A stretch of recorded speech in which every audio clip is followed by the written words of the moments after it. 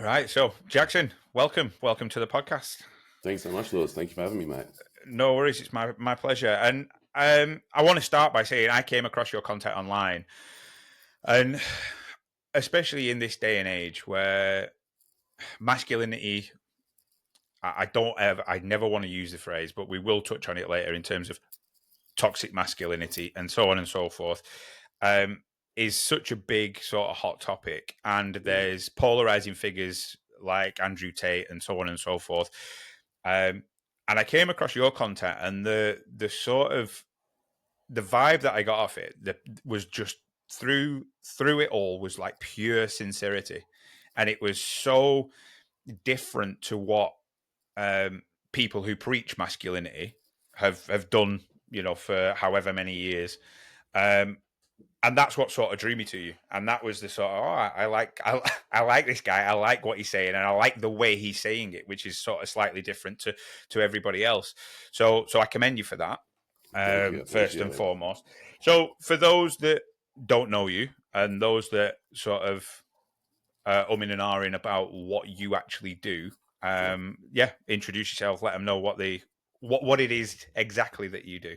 Yeah, for sure. I mean, to put it in simple terms, yeah, like I'm a men's coach and I help men reconnect with their purpose, their partner, and, in their passion and in themselves too, right? Like that's the biggest thing that I see in today's society is disconnection. Mm. And that's for men and women, disconnection from themselves, disconnection from nature, disconnection from community.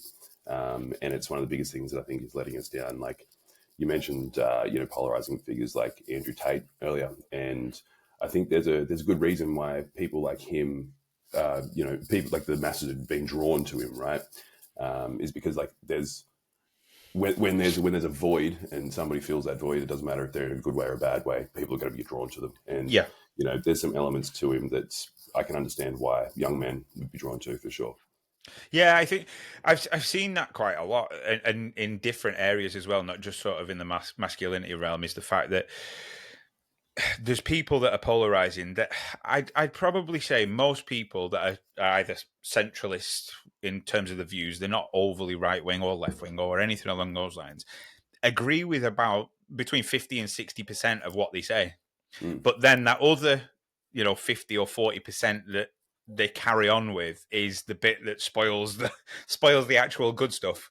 right. Yeah, it's the one bad apple in the basket, right?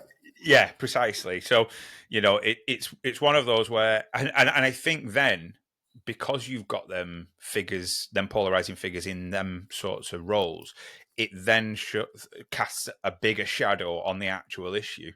Mm, mm. One of the big things, I don't know whether over where you are in Australia, that you would have seen the BBC show Adolescence. It was like they won Oscars for No. it and BAFTAs or whatever it may be, and it was about sort of shining a light on what is known as incel culture. Sure. The involuntary celibate. I mean, that's a made up word as well at the same time. And I kind of understand it, and it is kind of sort of a thing that needs addressing. But standing on people standing on a soapbox, pointing fingers and demeaning men, Mm. you and I both know isn't a way to get a man to do something or No, and change. that's exactly right. Yeah, like I mean, men change through invitation, not coercion. I mean, I think the majority of us do, men and women, Yeah. and so like that's what I'm trying to do is just like shine a light on where things you know, aren't what I see they should be, and just invite men to step up because, like, even with the incel culture too, right? It's like sure, there's issues out there in in the feminine space as well, like that women are dealing with. But I'm a big believer in that. Like men are here to be leaders. Masculine is that leadership energy, and we need to step up first. So like we need to heal so the world can heal. Yeah, and I think you just hit the nail on the head in terms of saying masculine is leadership energy. That's I said it at the beginning. I hate the phrase toxic masculinity because it's an Mm, oxymoron. It can't mm, exist in itself. Is the fact yeah. that if something is masculine, then it is protective, it is providing, it is safety, it is leadership, and Mm, you know and if then that becomes not that, then it can't be masculinity. You can't be toxic masculinity. It's right. just, I've always just said, it's somebody being a dick. Yeah, yeah, That's who it is. yeah. It's not the fact that he's a toxic masculine person. He's No, no. just a dick, and it's and that's the problem. Where in terms of bringing the word masculine in there, Mm, and it then casts shade on a true masculine man. for sure. Yeah. I mean, Um, I was writing about this just the other day, and I was saying that, like, toxic masculinity is not the problem. It's the absence of masculinity that's the problem. And we're seeing that 100%. in a big way. Like, this was a reflection of mine when I was I was coming back from America just like last week, and I'm sitting in the airport and I'm watching, couples roll through, and you've got the woman carrying like 3, 4 bags, and the man's just texting on his phone as he's walking through. And then I see the same thing. It's like when, the woman's pushing the pram, she's got a baby in her arm, and she's like carrying something else. And again, he's just trailing behind her. And it extends all the way through to just simple things, right? Like, mm. driving your woman for you, like, filling up the car with fuel for her, like opening her door. And it's just like, we just don't see these anymore. And it's like, that this that isn't old school strict activity. chivalry. Yeah, Yeah, exactly. it's and to be fair, like it's one of those things that was something that I saw. I probably learnt that from my granddad Right, in right. terms of my granddad and my nana on my mum's side. I mean, he adored and worshipped the ground that Mm, she walked on, and he went out, worked all his life, mm, and she spent a lot of her time at home and made the dinner, made the food, and mm. he would do anything Yeah, for her. He would, yeah. he did all the work, all the man All the jobs. manly stuff. Yep, yep, Yeah. yep. And she made sure he was fed and looked after and Yeah. clothes washed and this, that, the other. And that sort of symbiosis within Mm. it is slowly disappearing, I think. And I But don't that's know what why.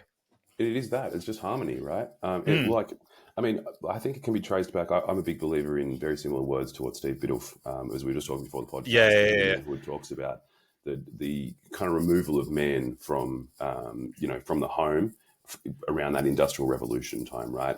And I think from there's just been a slowly degradation of like our experience, and we've got and the lie that we were sold to women as well, like that they had to perform as much as we were performing, and we don't celebrate and we don't sit in reverence of the feminine experience, which is like being a mother and being the nurturer and Mm.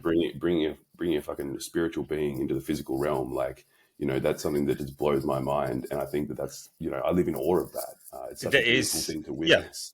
And just It's what you're saying probably about the friend. the most beautiful thing to witness. It's not. It's Yeah, like it's to create life or right. to give birth. It's top of the shop. Mm. Without it, we ain't here. There's nothing else, is there? Yeah, Yeah. exactly.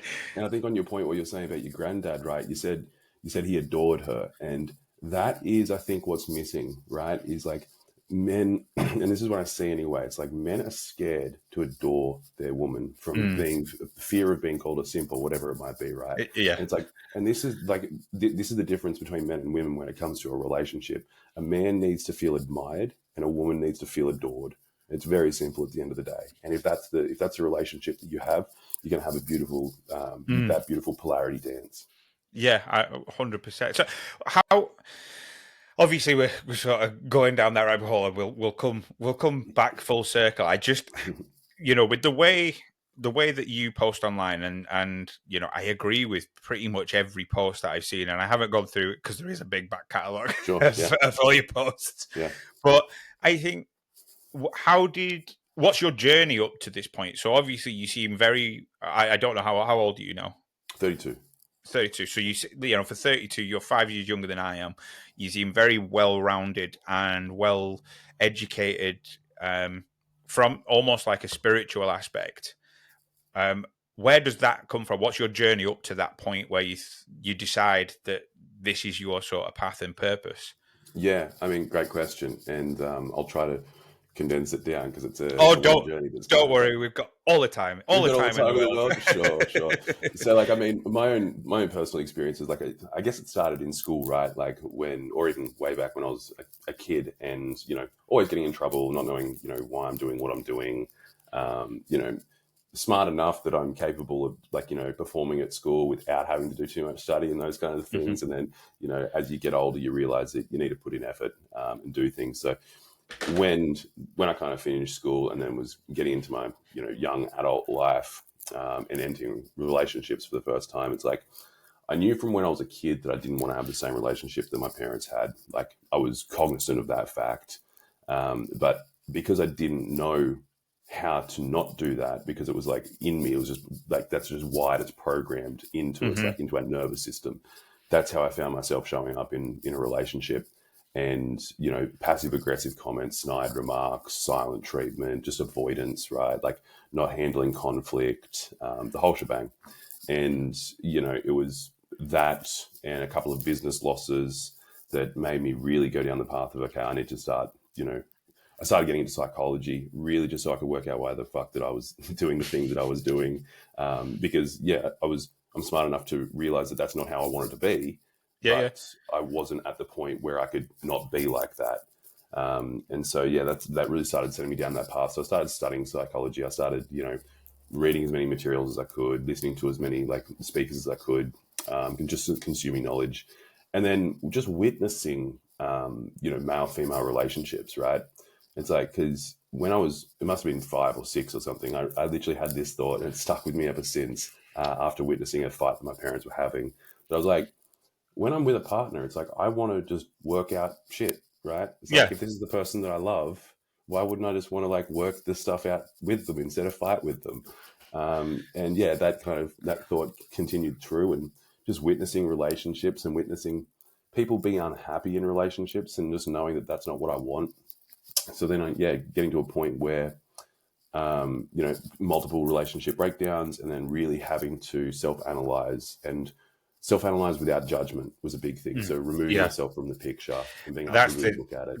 that's the difficult. Yeah, I've been there. I've been through divorce myself, and um, and multiple business failures and relationship breakups, and it always seems to be almost like catastrophic breakups. It's never Mm, sort of like, oh, yeah, we don't like each other. It's always somebody's fault or fire and some, brimstone, right? yeah, Yeah, and that's so as soon as you start that journey of turning that spotlight instead of that way, this way, inward. Yeah, it's it is hard.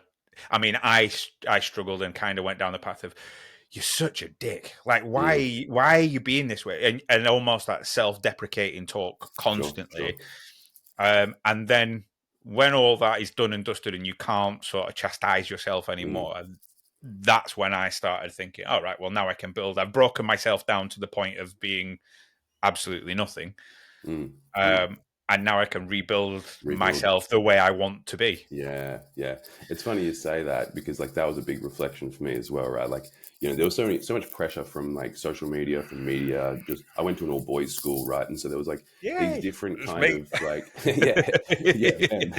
There was these Good in different their own ways, but yeah, really sure. bad in others. The bad in others for sure. Yeah. Yeah. And like, there was always these depictions of this is, whether it was told or untold, but there was these like, this is what a man should be like. This is, he should be tough, he should be strong, he should be dominant, blah, blah, blah, blah, blah. And like I tried to fit into these molds, right? Like I tried to be stoic, I tried to be someone that didn't express my feelings or like, wear my heart on my sleeve, whatever it might be.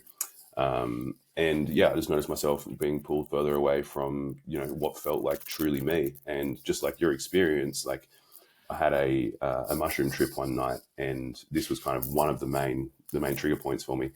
And I remember reflecting on it, and it felt like 95% of me had been stripped away at that point. Mm. And so I was just left with the 5% that was me, and I had to rebuild from that. And so like it was all the bullshit, all the lies, all the the performance that just fell away from me, and realizing that I do want to lead with love. I do want to like have good interactions. I want to be happy. I want to be joyous. Like I don't want to be this person who's just so like angry all the time and like frustrated and all these other things, right? And so like, that just really allowed me to step into and start becoming the man that I knew I wanted to be. And I Mm. guess that part of my journey was about 5, 6 years ago. And then from there, I just kind of heeded my calling a little bit more each year. And that kind of came from running bars and cafes and stuff. So where I'm the unpaid psychologist having conversations with Yeah, yeah. people, right? Like guys are coming in, having the chats, and they're taking the advice that I'm giving them, and then realizing, I guess, a couple of years ago that I do have a story that people relate to. There's information here that I can, glean for others that they might be able to benefit from and, make positive changes in their life. Yeah, And yeah, it's straight when you mentioned about sort of the mushroom trip, and I spoke with a gentleman called Adrian Rose, who's a friend of mine. He's a mycologist, and we kind of explored that sort of element. And Adrian's never done it, but obviously he knows everything there is to know sure. about mushrooms. And I did psychedelic therapy through the art of mushrooms, and it's for those that haven't and ever experienced it. I always sort of thought it was a taboo, and I wouldn't ever recommend anybody to just go and do it, because it is, it can be dangerous and it can be frightening and scary. However, I found when you go through that heavy dose mushroom psilocybin trip, Mm. um, it it kind of breaks everything down. It almost breaks everything down to a point where you understand everything and you think, Yeah, now I understand. And if you can then sort of bring that back. So what somebody told me once, I can't remember who it was. I might have heard it through Graham Hancock or even Paul mm. Stamets. But Mm. what a psilocybin trip does is it shows you the areas of your life where you're going wrong, Yeah, and almost gives you the tools and the impetus to fix them. It is then up to you up to you. to Yeah, implement that in yeah. your life when you come down from Big the time. trip. I think a Um, lot of people miss that part, the integration, right? Because I mean, yes. like, it's fun to go and trip balls, right? It's fun to do the mushrooms, it's fun to do the acid, it's fun to like do the MDMA, smoke the DMT, but Yeah. like, unless you're actually bringing that wisdom and that knowledge back into your It's life, then pointless. Well, it's for it's naught. kind of pointless. Yeah, and I think that was the sort of this. It's funny how you say it. This was the sort of that, or one trip was the birthplace of this podcast, Right, uh, right, and that was I bet it was about 18 months ago. okay, yeah, 18 months to 2 years, and what had happened. Um, I was getting kind of caught up in the politics of everything and what was happening, and getting annoyed and getting, because obviously I was kind of halfway through psychedelic therapy. I was getting kind of annoyed that people weren't seeing what I was seeing, yeah, yeah, yeah, and getting frustrated with it. And obviously you and I both know now that you can't really get frustrated with it, because it's not the way that things get solved. But I had one of the trips I had, kind of, it's what people would class as a bad trip. sure, However, the one phrase that came out of it was "put up or fucking shut up." yeah, yeah, yeah, yeah, And I chose at the time, I chose to shut up. It was for like, sure, right, fine, I'll let it go. And then lo and behold, the universe the universe says, no, mm, no, no, no, no, you should have picked put up, because I've got this plan for you, and I'm yeah, going to now start dropping these things in place. mm, And mm. and basically it was sort of a chain reaction of one thing after another, and that's what leads me to be sat here talking to you. Right. Yeah. And I mean, like, that's the thing, right? It's like, I'm a big believer in this, and I always come back to it. Is everything in life happens at the exact right time for the exact right reason. Yes. And I think that's an interesting thing you were saying there. It just made me think about faith and belief, right? And so I think that's actually one of the major issues that's also causing problems in today's Mhm. society is like, whether you call it God, whether you call it spirit, source, Gaia, mother, whatever you want to call it, right? Having that belief in something and like just something higher than us, right? It's like there's a higher power than us, and that's what mushrooms really delivered to me as well. It's Mhm. like I realized that, because I'd been living atheistic previously. I was raised Yeah. Catholic, right? Lived It atheistic. sounds you sound exactly the same as it. I think I so. We've was got an a version of altar boy. spirit. Yeah, yeah, Yeah, same, I same, was an same. altar boy, Yep, and I yep, walked away from faith at 14. yep.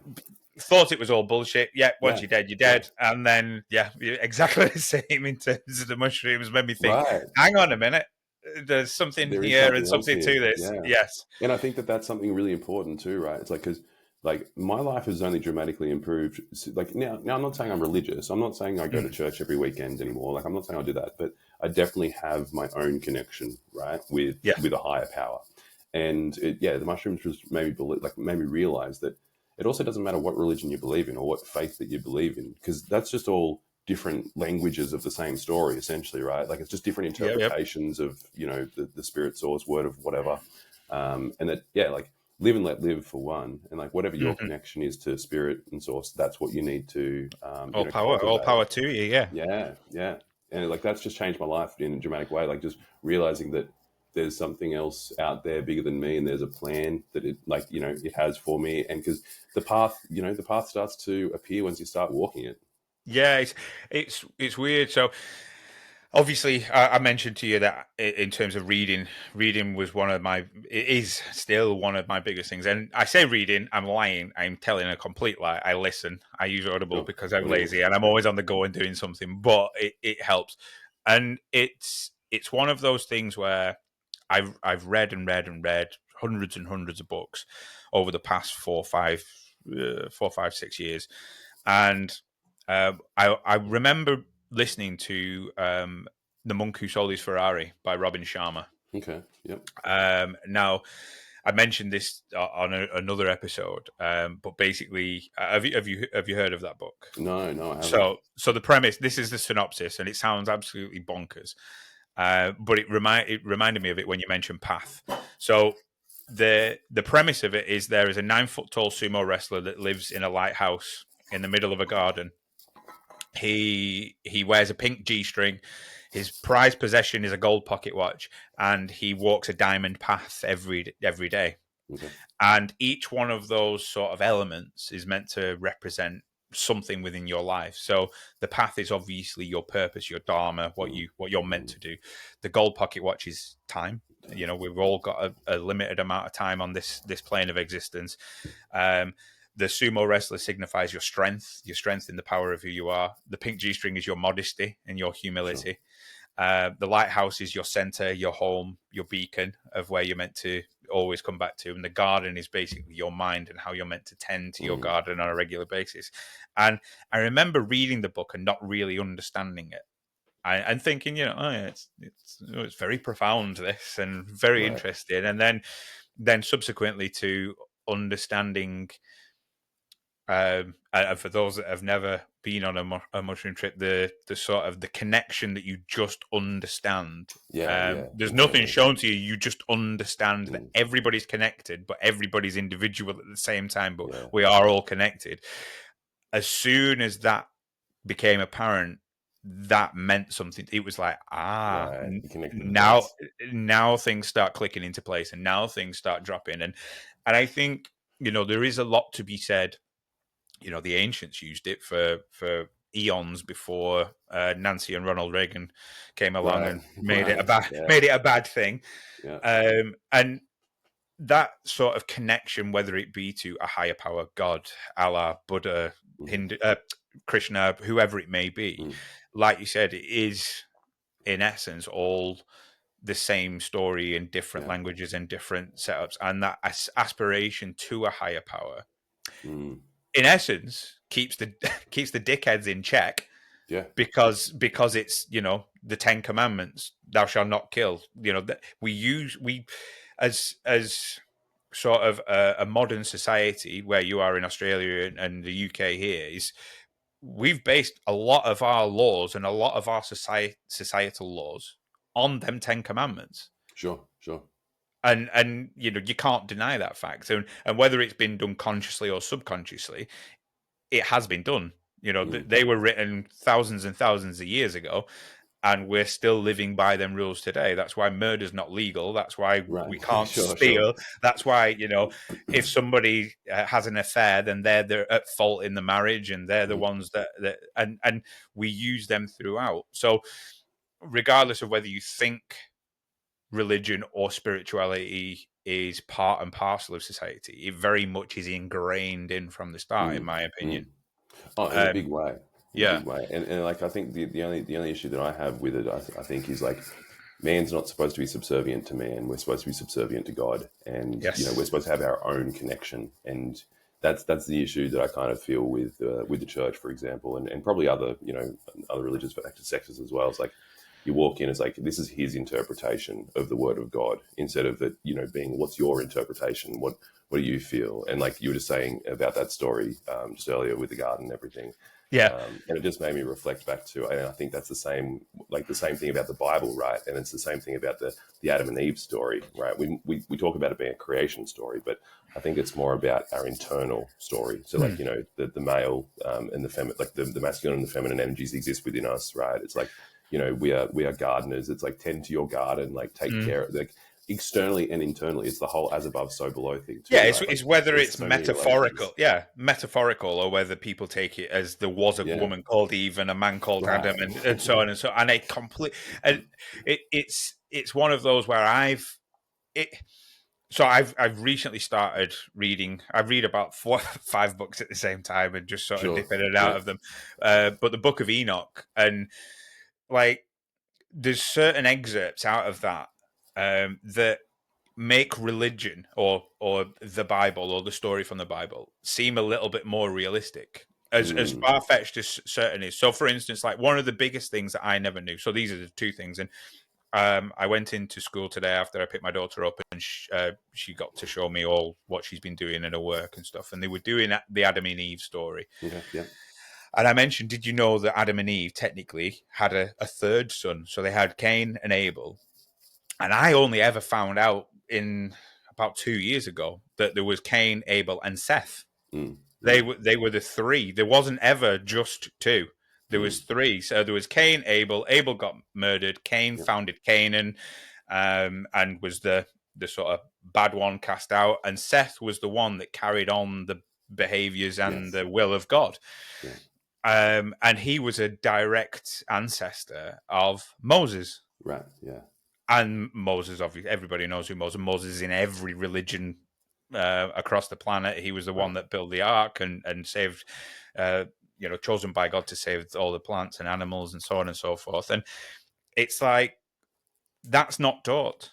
It wasn't taught in her Mm. in my daughter's school. It's not taught. It's never taught to me. It was always the single sort of Cain and Abel story, and Cain murdered Mm. Abel, and that was it.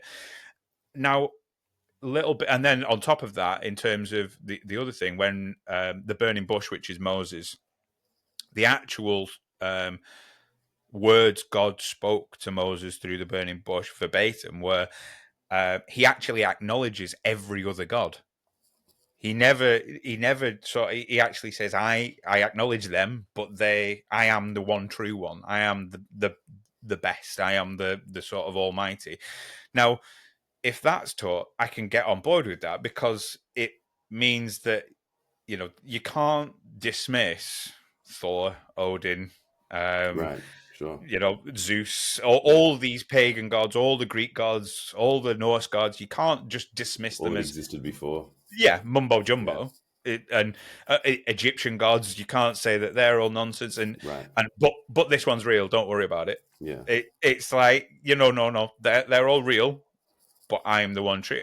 Now, if that's taught properly, I can get on board with it. Mm. And I think this is what you were alluding to in terms of the religion. It's all everybody's interpretation. But when Yeah. the churches or mosques or whatever, they have the monopoly on the information that's Mm. released, Mm. Mm. you're only ever hearing their interpretation of it rather than you're getting the chance to have your own interpretation. Right. And that's what it was like up until only a couple of 100 years ago, right? Like, Yeah. yeah, it was only the priests and the bishops that could speak Latin and read Well, they Latin, could read, and yeah. yeah, and they're the fucking superheroes, right? Like they were the superstars of The the rock rock stars. stars. Yeah, yeah. And like I think there's a benefit on both sides that, like, now we can disseminate the word into, more people can read it and understand it. But I think then there's the opposite side of it too, is like helping people get their own understanding of it, like their Mm. own translations, not translations, sorry, but just their Yeah, I own, know like, what you kind of mean. brief Yeah, analysis. their own interpretation, and Mm. ultimately, I think it's that every religious text is that well written. I've read the Bhagavad Gita, which is Hmm. a Hmm. Hindu Veda. I use that every single the lessons that are taught in that. I use it every single day. I teach my daughter it. There's a really good sort of metaphorical. So for those that don't know, to break it down very very quickly, because it is a very difficult book to Sure. read. Yeah. Um, it's on the eve of a battle, and Krishna is on the eve of a battle, and the gentleman that's due to go into battle is having to wrestle with the fact that he's going into battle against his uncles and his cousins, and he's is, not wanting to, basically. And there's a real, it's towards the start, and it's a really good sort of metaphor where Krishna talks about how your emotions are like horses pulling a chariot.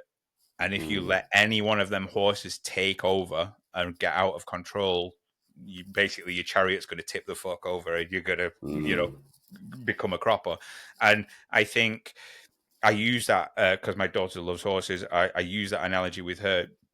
Don't let, the anger horse take over, Right. because then you're going to crash your chariot. You are the person in charge. You are the person with the reins. You're the person that's going to have to keep control, whether it be sadness or anger or excitement or whatever it may be.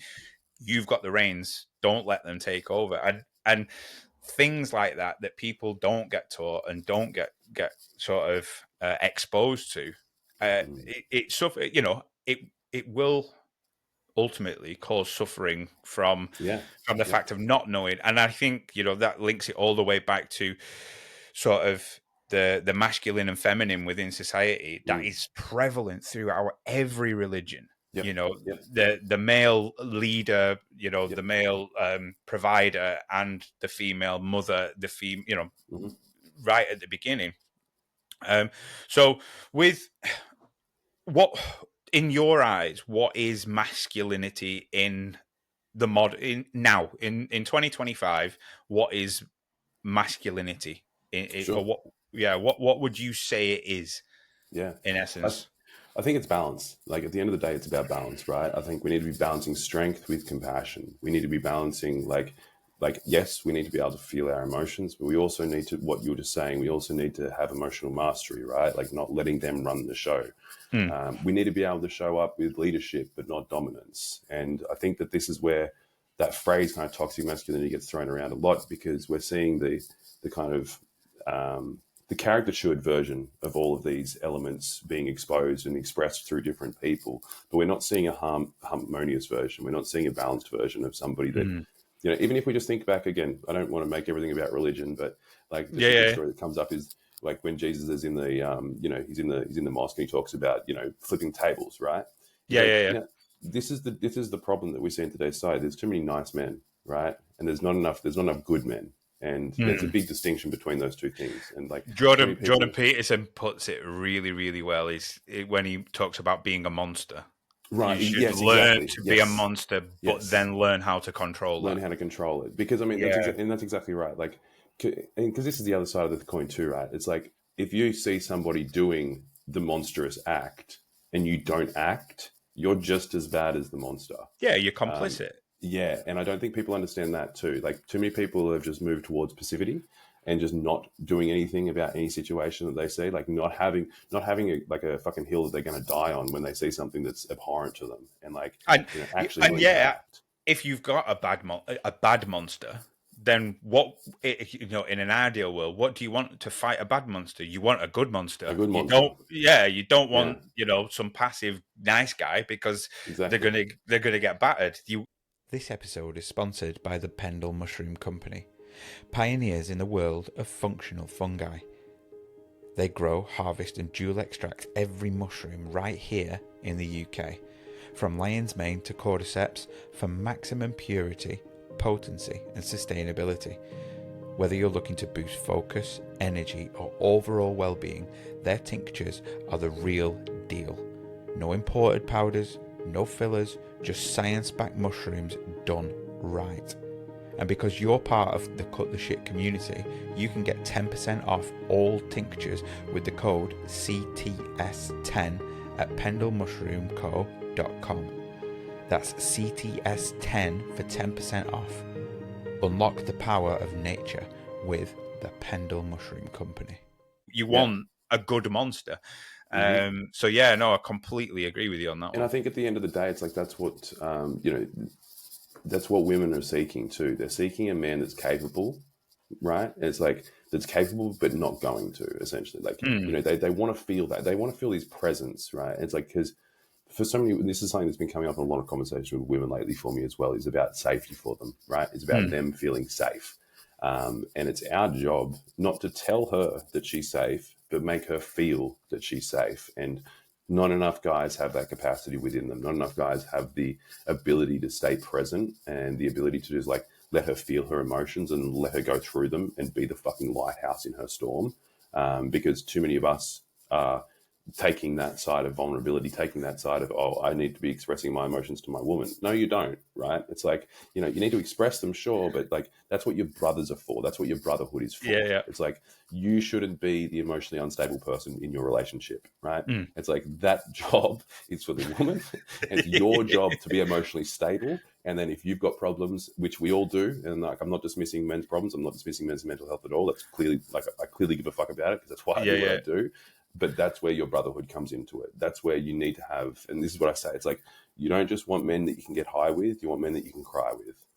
Yeah, and I think you spot on and at the same time, that sort of mental resilience that a lot of people and you know I've had friends and lost friends where Mm. that mentally they're really weak, like Mm-hmm. to Mm-hmm. the point where it's now that and don't get me wrong, I've been in that position. I've Sure. been the Yeah. mentally weak one. I have made stupid decisions where it's like, and I still probably now beat myself up about it and think, oh, I wasn't exactly a good boy when I was younger. I was Mm-hmm. promiscuous, and I Mm-hmm. was like, what do they call them now? Fuck boys? Is that what they Sure. call Sure. them Yeah. nowadays? What And those kids are saying. Yeah. yeah, yeah, and I think it's one of those where you look back at it and it does make my skin crawl a little bit, but then I wouldn't be the person I am now without that. Exactly. Yeah. And at the same time, understanding that mental toughness and that mental resilience. If you want something, if you want to make a change in your life, you want to be something, you want to get another job, you want to Mm-hmm. do something of note, you want to have a family, you want to get a Mm-hmm. partner, then you have to choose that every Yes. Every single fucking day, day. Yeah. every day. And if you don't choose it one day, then beat yourself up about it and go and choose it the next day. But if you stop choosing it, you will never get what you want, and then you fall Mm. into that victim mentality of, oh, Yeah. why My why man. don't I get why don't I get it, why don't I Mm-hmm. get what I want? Oh, this person gets what he's want. you know People look at other people constantly in terms of comparison and being the Yeah. thief of joy. And I do it. I've spoke about it the other day. Actually, a lot of my friends are older than me by quite a considerable amount, like 15, 20 years we're talking. Sure. And I've always been like the older soul. I've Mm. never really had younger friends. And, one of them is a very, very successful multimillionaire. I still do it now. I think, oh, I'm doing everything right. I'm doing everything that he's done, and I'm just as good a person and a businessman as he is. But he's got £1 million, and then I thought, hang on a fucking minute, he's got 20 years on me. Yeah. Yeah. Yeah. For So, sure. so For he's been sure. doing it 20 Yeah. years longer, and that sort of comparison that people look at, and it is so easy to fall into that victim mentality Mm. of like, oh, Mm. why can't I do that?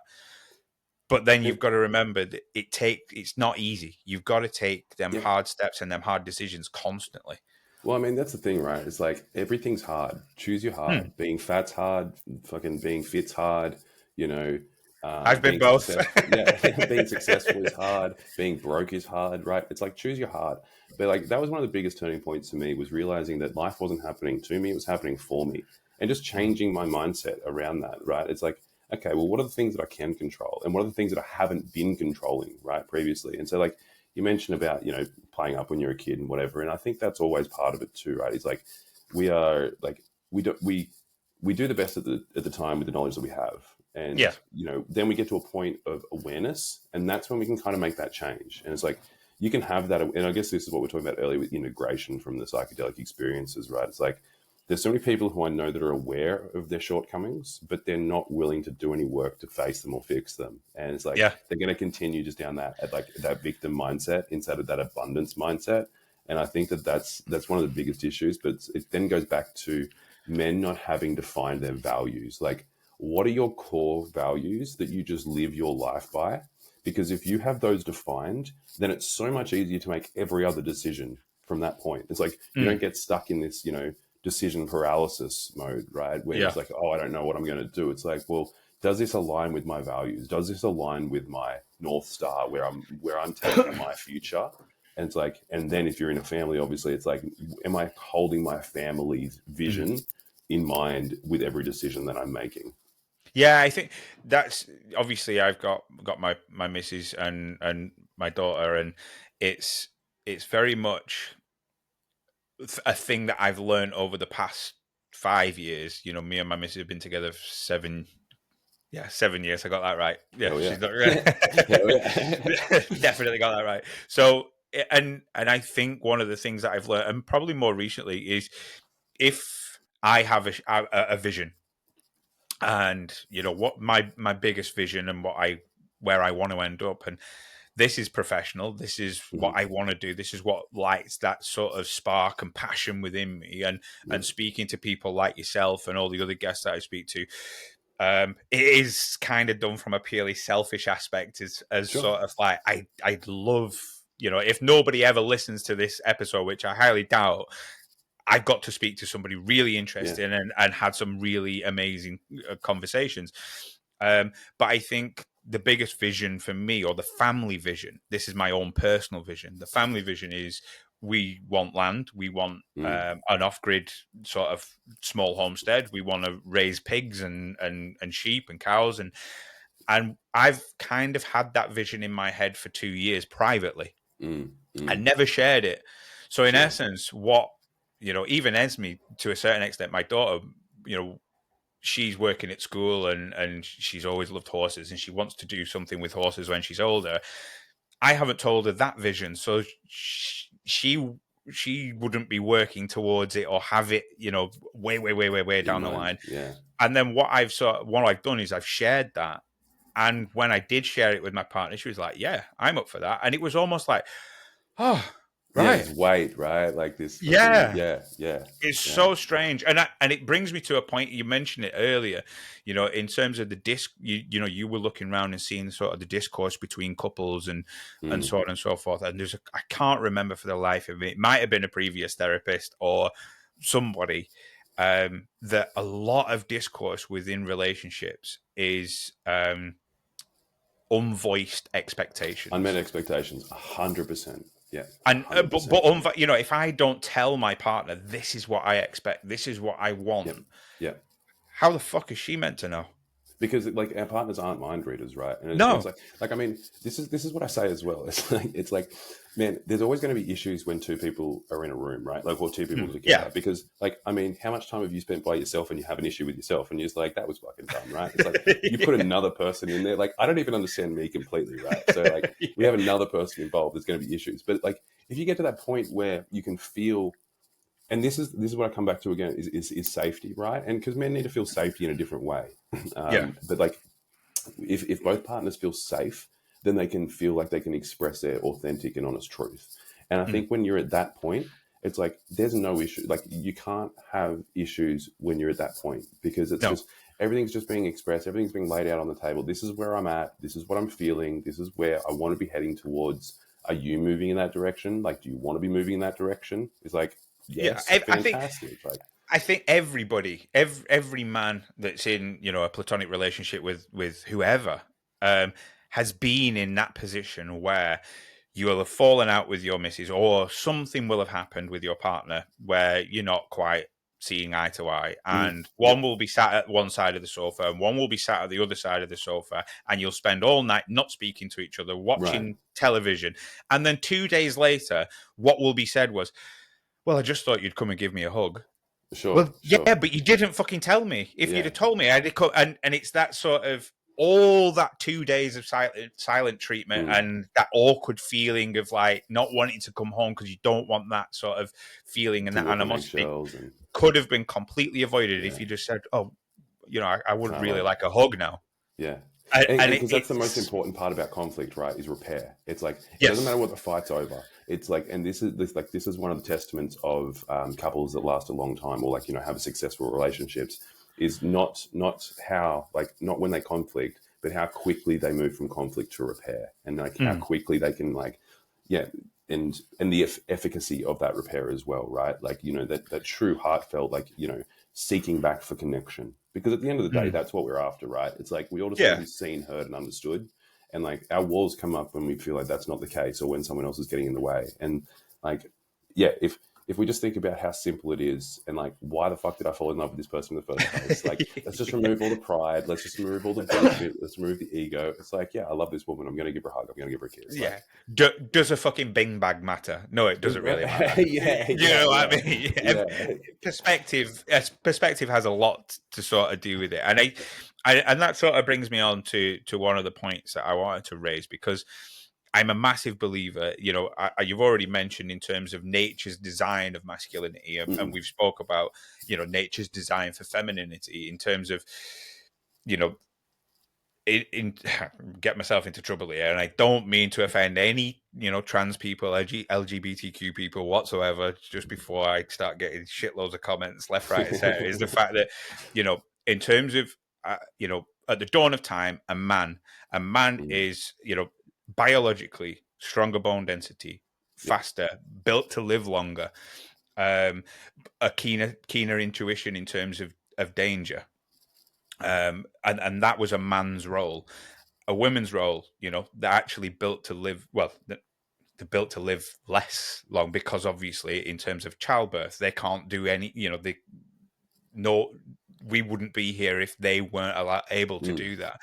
And the mothering, and in terms of mentality and brain makeup as well, in terms of they're built to care, they're built to sort of empathize with and nurture.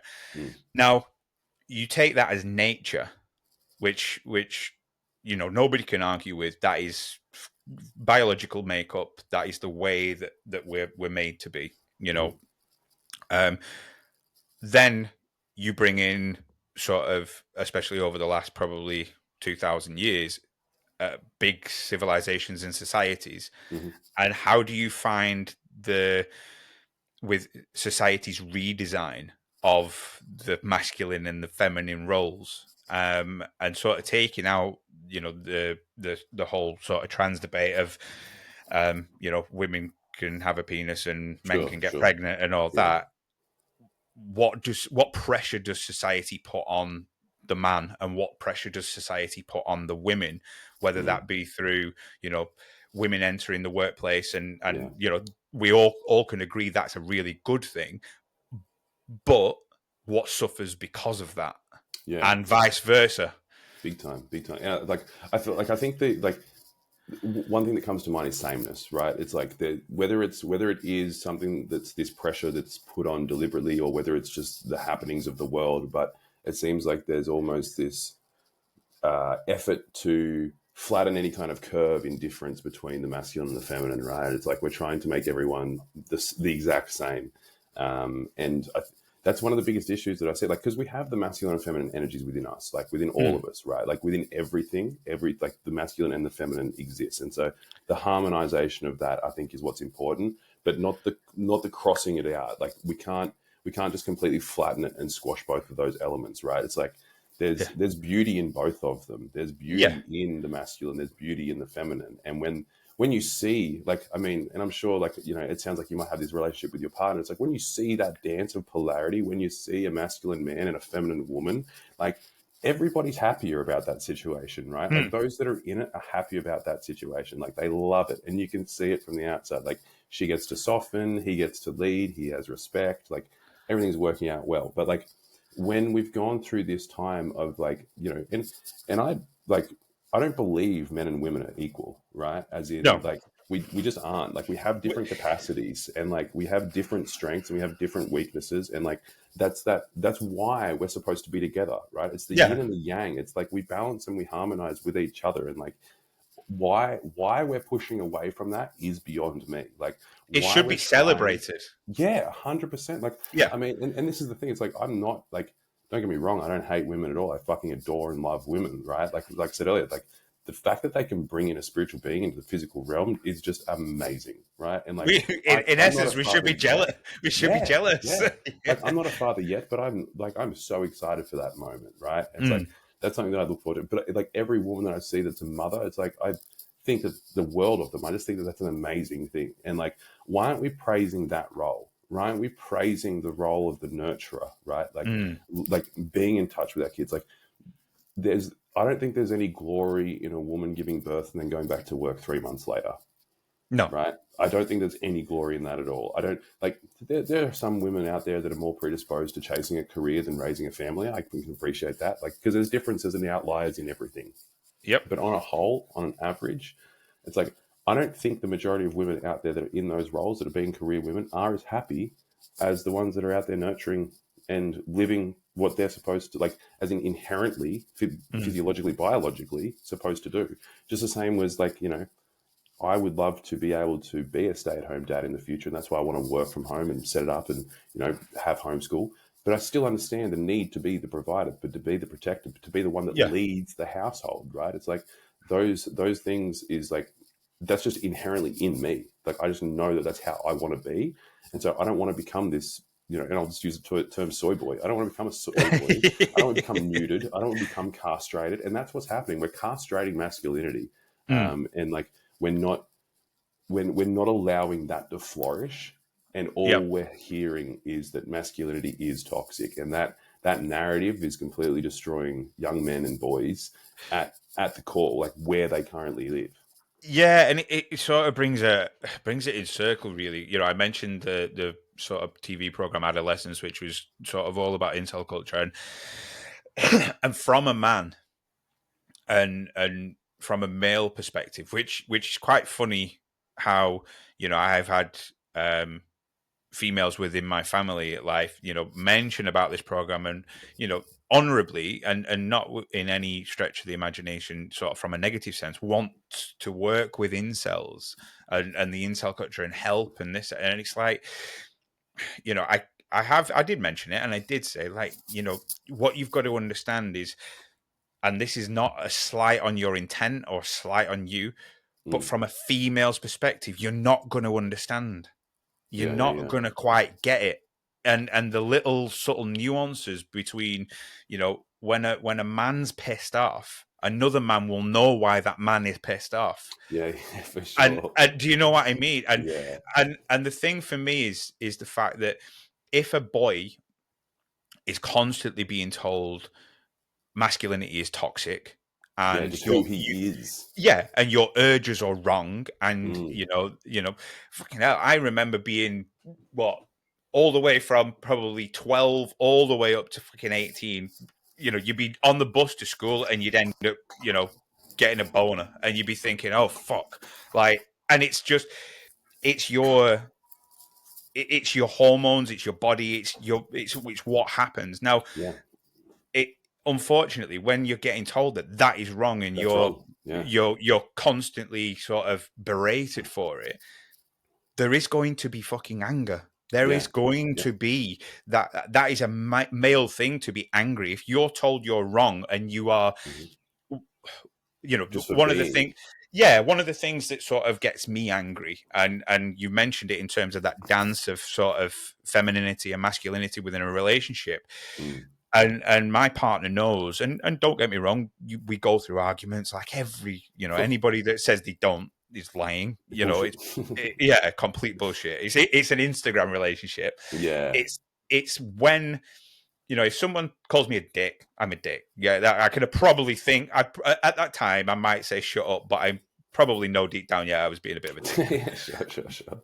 But it's when that disrespect creeps in, and when you feel disrespected, that's when it hurts, and that's when it's to the core. And from a if you're a young boy and you are not 32, 37 like we are, and you haven't done the work, and you haven't been read every single book that you can possibly get your hands on, there's no other way you're going to do it other than lash out. Or that's completely retreat, right?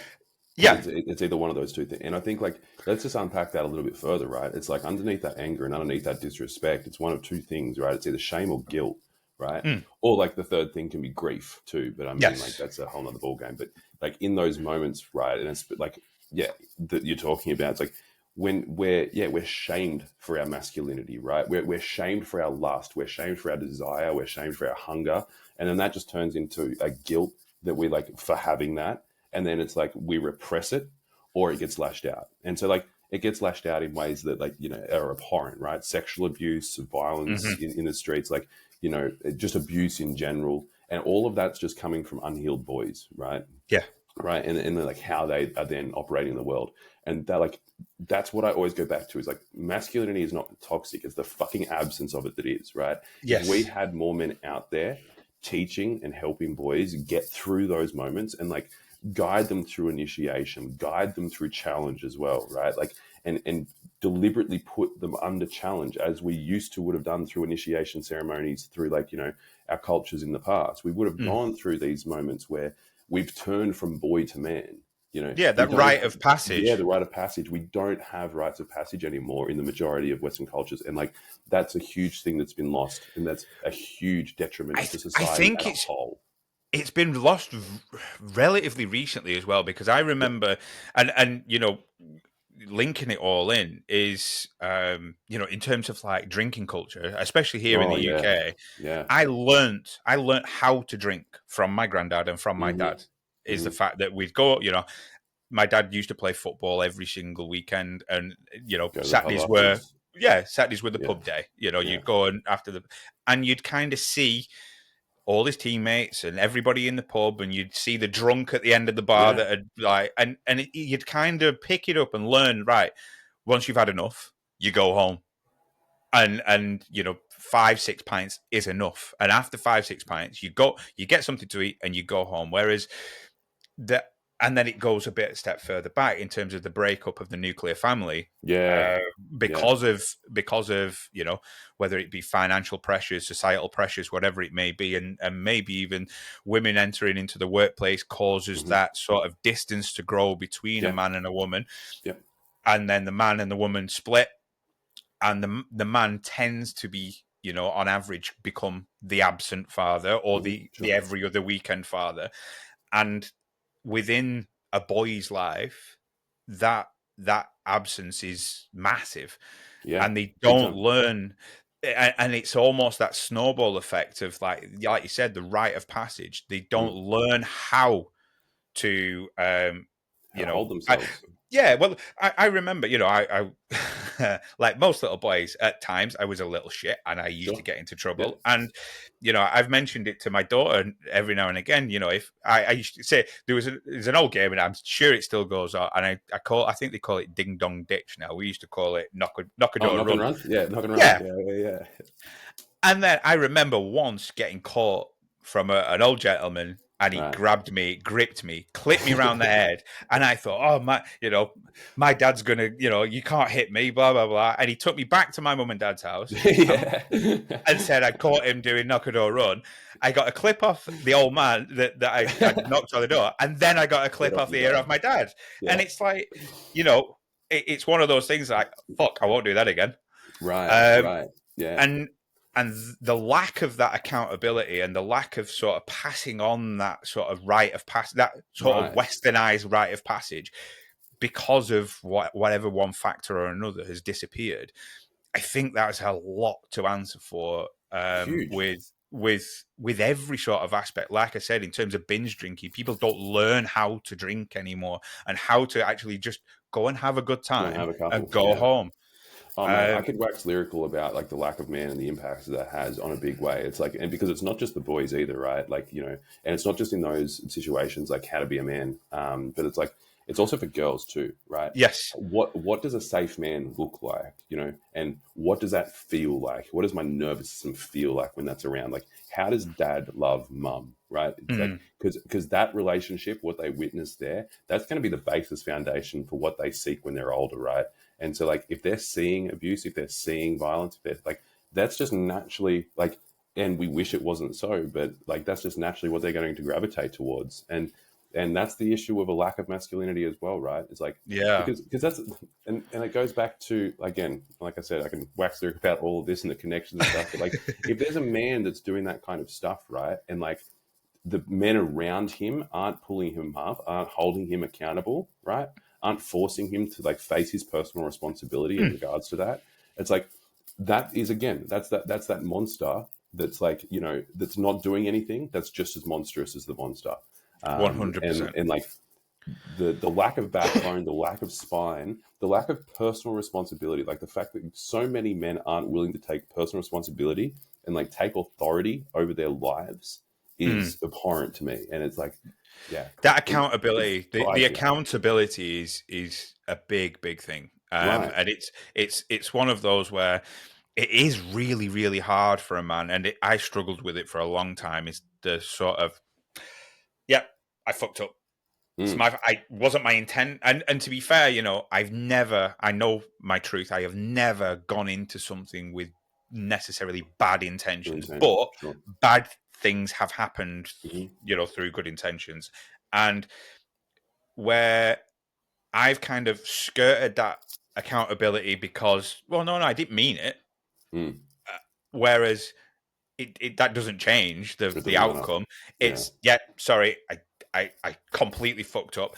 I didn't mean it like that. However, in future, I'm probably going to take this into account and maybe behave a little bit differently because I Mm. didn't think this would possibly be an outcome. But I think And that's that masculine leadership, though, as well, right? Is just taking responsibility for whatever the outcome. Like, I mean, you know, again, intent or non-intent, right? It's like, let's just say it's in a relationship, and your woman says that, like, you know, this thing pissed her off or whatever, and you know, obviously didn't intend that, but it's just like, oh, okay, shit, I can see that that pissed you off. Let me just course correct, like. yeah, Because what do we do? Do we either get defensive and then like fucking take stock of it and be like, oh, you know, why am I the victim? Why? Or are we just like, okay, I give a shit about this person. This thing pissed that person off. I'm just going to do differently. Like yeah, it doesn't need to be a debate. It doesn't need to be this whole hour long conversation, right? Like, no, and I'm not saying that's the case for every situation, but like the small things where we know that we can get our backs up against the wall, right? It's like just live and let live. Like, you know, we can be very just yeah, just yeah, hope. and I think sort of coming back to, you know, you were talking about the sort of masculine and feminine within everybody, Mm, and I have a little theory on this, and I haven't fully developed it, and I just thought about the other week actually, and I mentioned it to my missus, and she actually thought for a moment. I went, usually when I start talking to my missus, because I chew her ear off every single day, because sure. this, what you're seeing here is literally me. Yeah. You know, Yeah. before hockey training tonight, I'm chatting to somebody who's like, you know, we're starting now. We need to go. And I'm like, oh yeah. And you know, usually she kind of like, oh, right, here we go Here we again. go again. And don't get me wrong, she'll sit there, she'll listen Sure. and let me get it out. But she Yeah. actually agreed with me on this. Is the fact that the sort of disappearance of the tomboy, Mm. you know, the female tomboy, which I don't know whether you know that Yeah. Yeah. phrase at Yep. all. Yep. Yep. Yep. Yeah, so like when I was growing up, all my girlfriends were tomboys Sure. because you know, they are the female. I've found them attractive, but yet they like all the same shit that I do. They Hmm. do all the same shit that I do. They play football, they climb trees, they get dirty, you know. And I would class my daughter, you know, yes, she does like the girly girl stuff, but she's a tomboy. She likes the outdoors. She likes to Because play it's all sports. within She like, us. and even I would say that is in essence a masculine trait. Um, but at the same time, from a female perspective, that's like it's almost like society said, no, that's okay. That's not okay. Sorry. So Mm. it's I don't see as many of them anymore. That's an interesting Um, comment, and like, I mean, I'd love to give my reflection on that, and I think a big part of that, what we're seeing, is the rise of devices, right? Because I mean, like mm, inherently, children, I think inherently, like we all want to play, we all want to play outside, we want to do what the other people around us are doing, and mm, if that's playing hockey, that's playing hockey. If that's climbing trees, it's climbing trees. Like if it's running around, getting fucking muddy, and you know, splashing dirt everywhere, then that's what it is. And like, I don't think that like when we're that age, when we're young, we don't have this conscious application of, is this a manly thing? Is this a girly thing? Right? It's like yeah, then that what I societal pressure enjoy. comes on. Exactly, right? And so like, and this extends back into even what Jordan Peterson says about the trans situation, right? It's like we need to play dress ups when we're kids, right? Because you know, and I remember playing dress ups as a kid. I remember dressing up as a pirate. I'm pretty sure I probably Yep. dressed up as a fucking princess, right? It's like I got to play the characters, right? And like I don't think that made me, any less of a man moving forward, but it gave me the understanding that there's this whole kind of realm of possibilities out there, and it can be anything. But I think, with the rise of devices now, we're not seeing anybody do anything. We're not seeing people go out and play outside. We're not seeing kids scrape their knees because they're playing basketball in the driveway. We're not seeing and they have to be at home at a certain time. They have to be inside, and they have to, it's just like get outside, get away from the fucking screens. It's very simple, Yes. right? I was speaking about it tonight. I love it to bits, my daughter, but if we're inside because maybe the weather, there's a storm outside or whatever, she's like UK. she's like flubber.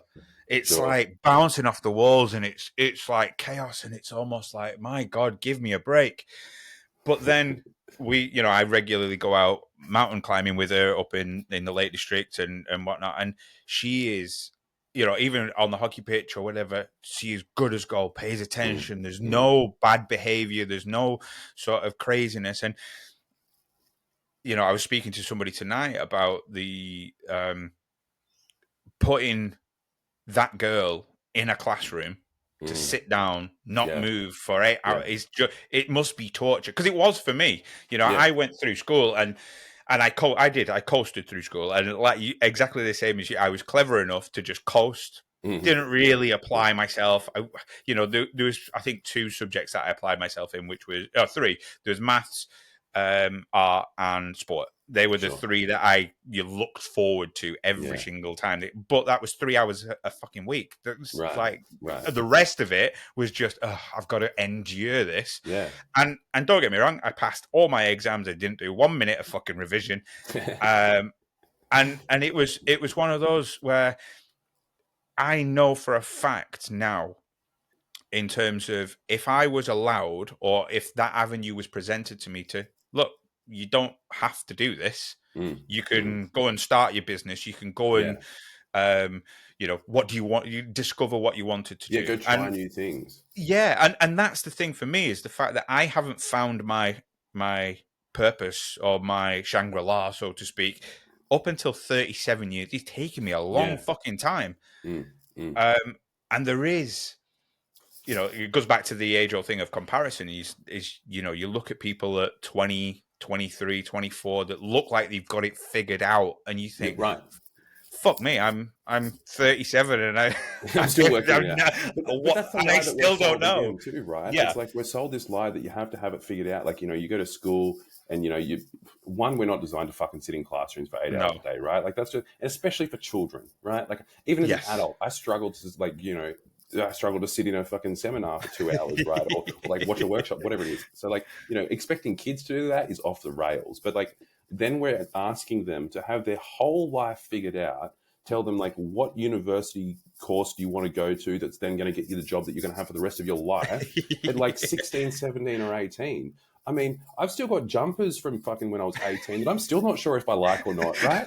Like, how do we know? Like, and we're putting this burden on our children that creates so much resentment for the experience they're currently going through, instead of just letting them explore. Like, one of the biggest things for me is like, I will not be sending my future kids to school, right? Like, that is a hard and fast rule that I'm living by. Like, not a standard school system anyway. Like, I want to homeschool, or I want to send them to a forest school or something like that, right? Like the rise of forest school is amazing, time, right? It's like, because there's so much, like, we know that we learn better under play, right? Like, when we're going in a play situation, I think, is it something like 80 times better learning under play? It's like retention, but it's ridiculous. I remember, in fact, let me have a quick look, because I don't want to butcher it, and I want people to understand how more effective is learning under play.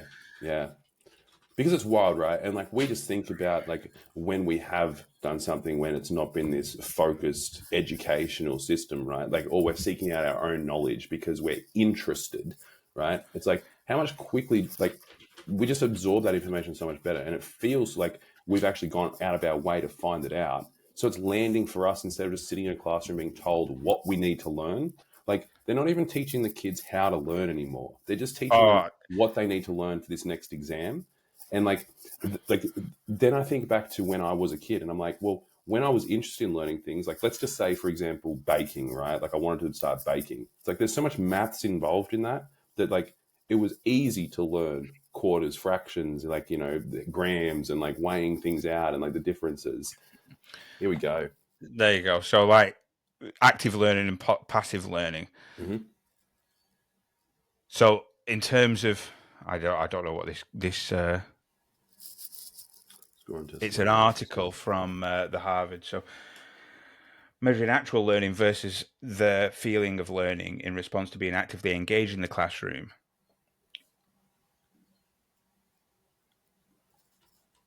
So let's read from the top. So, to understand the dichotomy, I don't have a clue what that word says. And his co-authors designed the experiment that would expose students to introductory physics class to both traditional lectures and active learning. For the first 11 weeks of the 15-week class, students were taught using standard methods by an experienced instructor. In the 12th week, half the class was randomly assigned to a classroom that used active learning, while the other half attended highly polished lectures.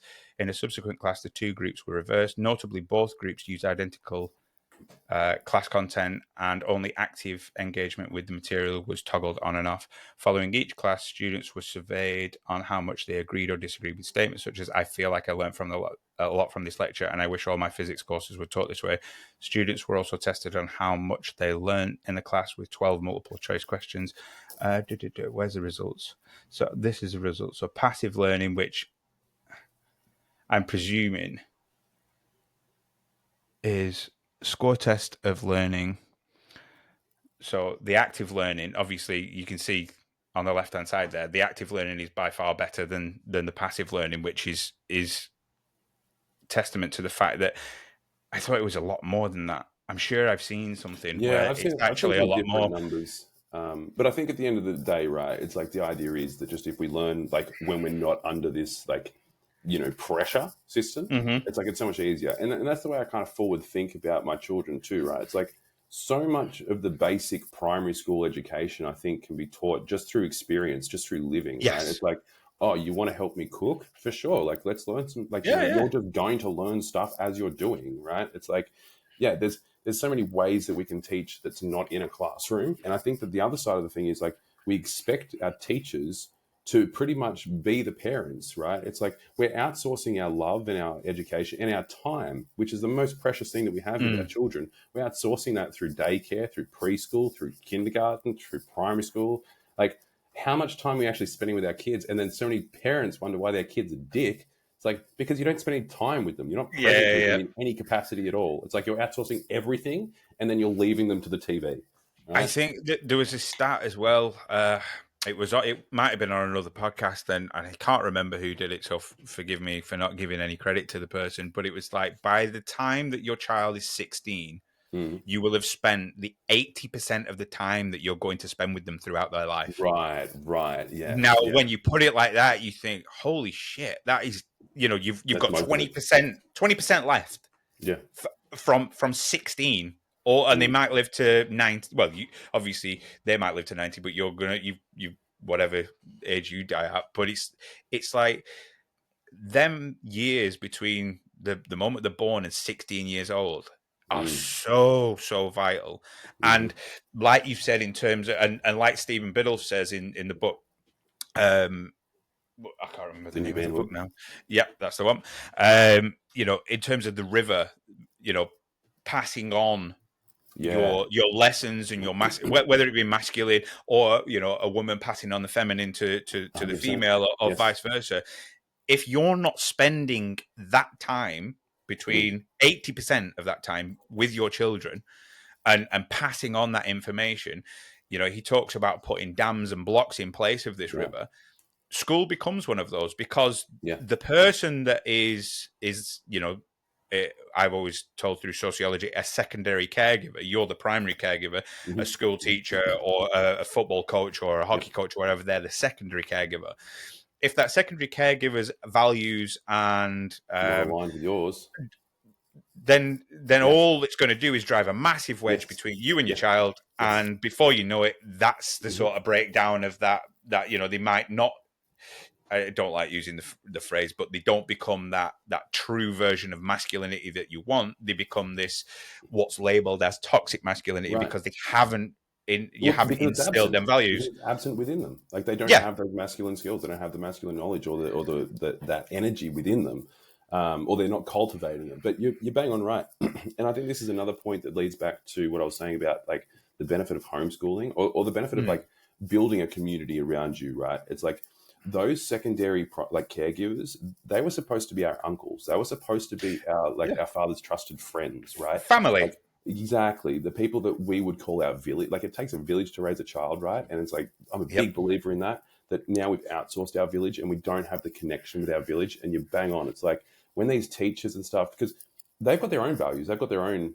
priorities and stuff. And that's cool, right? It's like, but if they're not Yes. aligned with the ones that are for me, my family, my children, then you're exactly right. We have this disconnection happening. And it's like Mm. the other way that I think about it, and you know, maybe I'll get called out for using this word. Do But it. like Do when, it. but I use it in jest, right? Like when I was 5 years old, I was a little fucking retard, right? Mm. It's like, do I want to send my children to go hang out with 30 other little retards like that haven't got their Yep. life worked out, and that's who they're comparing themselves to, and that's who they're like modeling off. They're modeling off the other kids in the playground, right? They're Kids modeling copy. off the Kids cool kid imitate. in the classroom. It's like Yep. I don't necessarily want that happening because I don't know their parents' values. Mm. I don't know if they align with mine. It's like, and I'm not trying to be controlling, or I'm just trying to like lead my Mm. future family in the way that I think is best. Yeah. And like, if I don't have that in mind for my family, or if people don't have that in mind for their family, then you're just letting like, you're just letting the world happen to you. Like you're not guiding anything at all. You're not leading anything at all. And You're letting that's it all up to that. chance. 100%.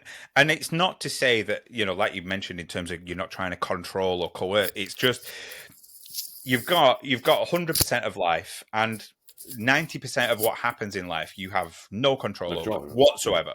Yep. But you do have control of that 10%, Mm. and I was speaking about this with funnily enough, one of my previous guests, Kathleen. She's been my life coach for the past 5 years. Sure. Yeah, bit of a testy episode that, because it was like roles reversed and it was so awkward for me. But the sort of, we spoke about the 90-10 principle, and I instill this in my daughter quite a lot in terms of the fact that you don't have control over the 90%. However, you do have control of this 10%, which has a fucking huge influence on that On the rest of the 90%. 90%. Yeah. Now, there's a story to kind of explain it to people, is the fact that, so a father gets up in the morning and he forgot to set his alarm, so he gets up late. So he's rushing downstairs and his wife's up already making breakfast for him and his daughters. And so he gets up, he's annoyed, and he comes downstairs, his wife says, "Morning, love." "Oh, I haven't got time for that."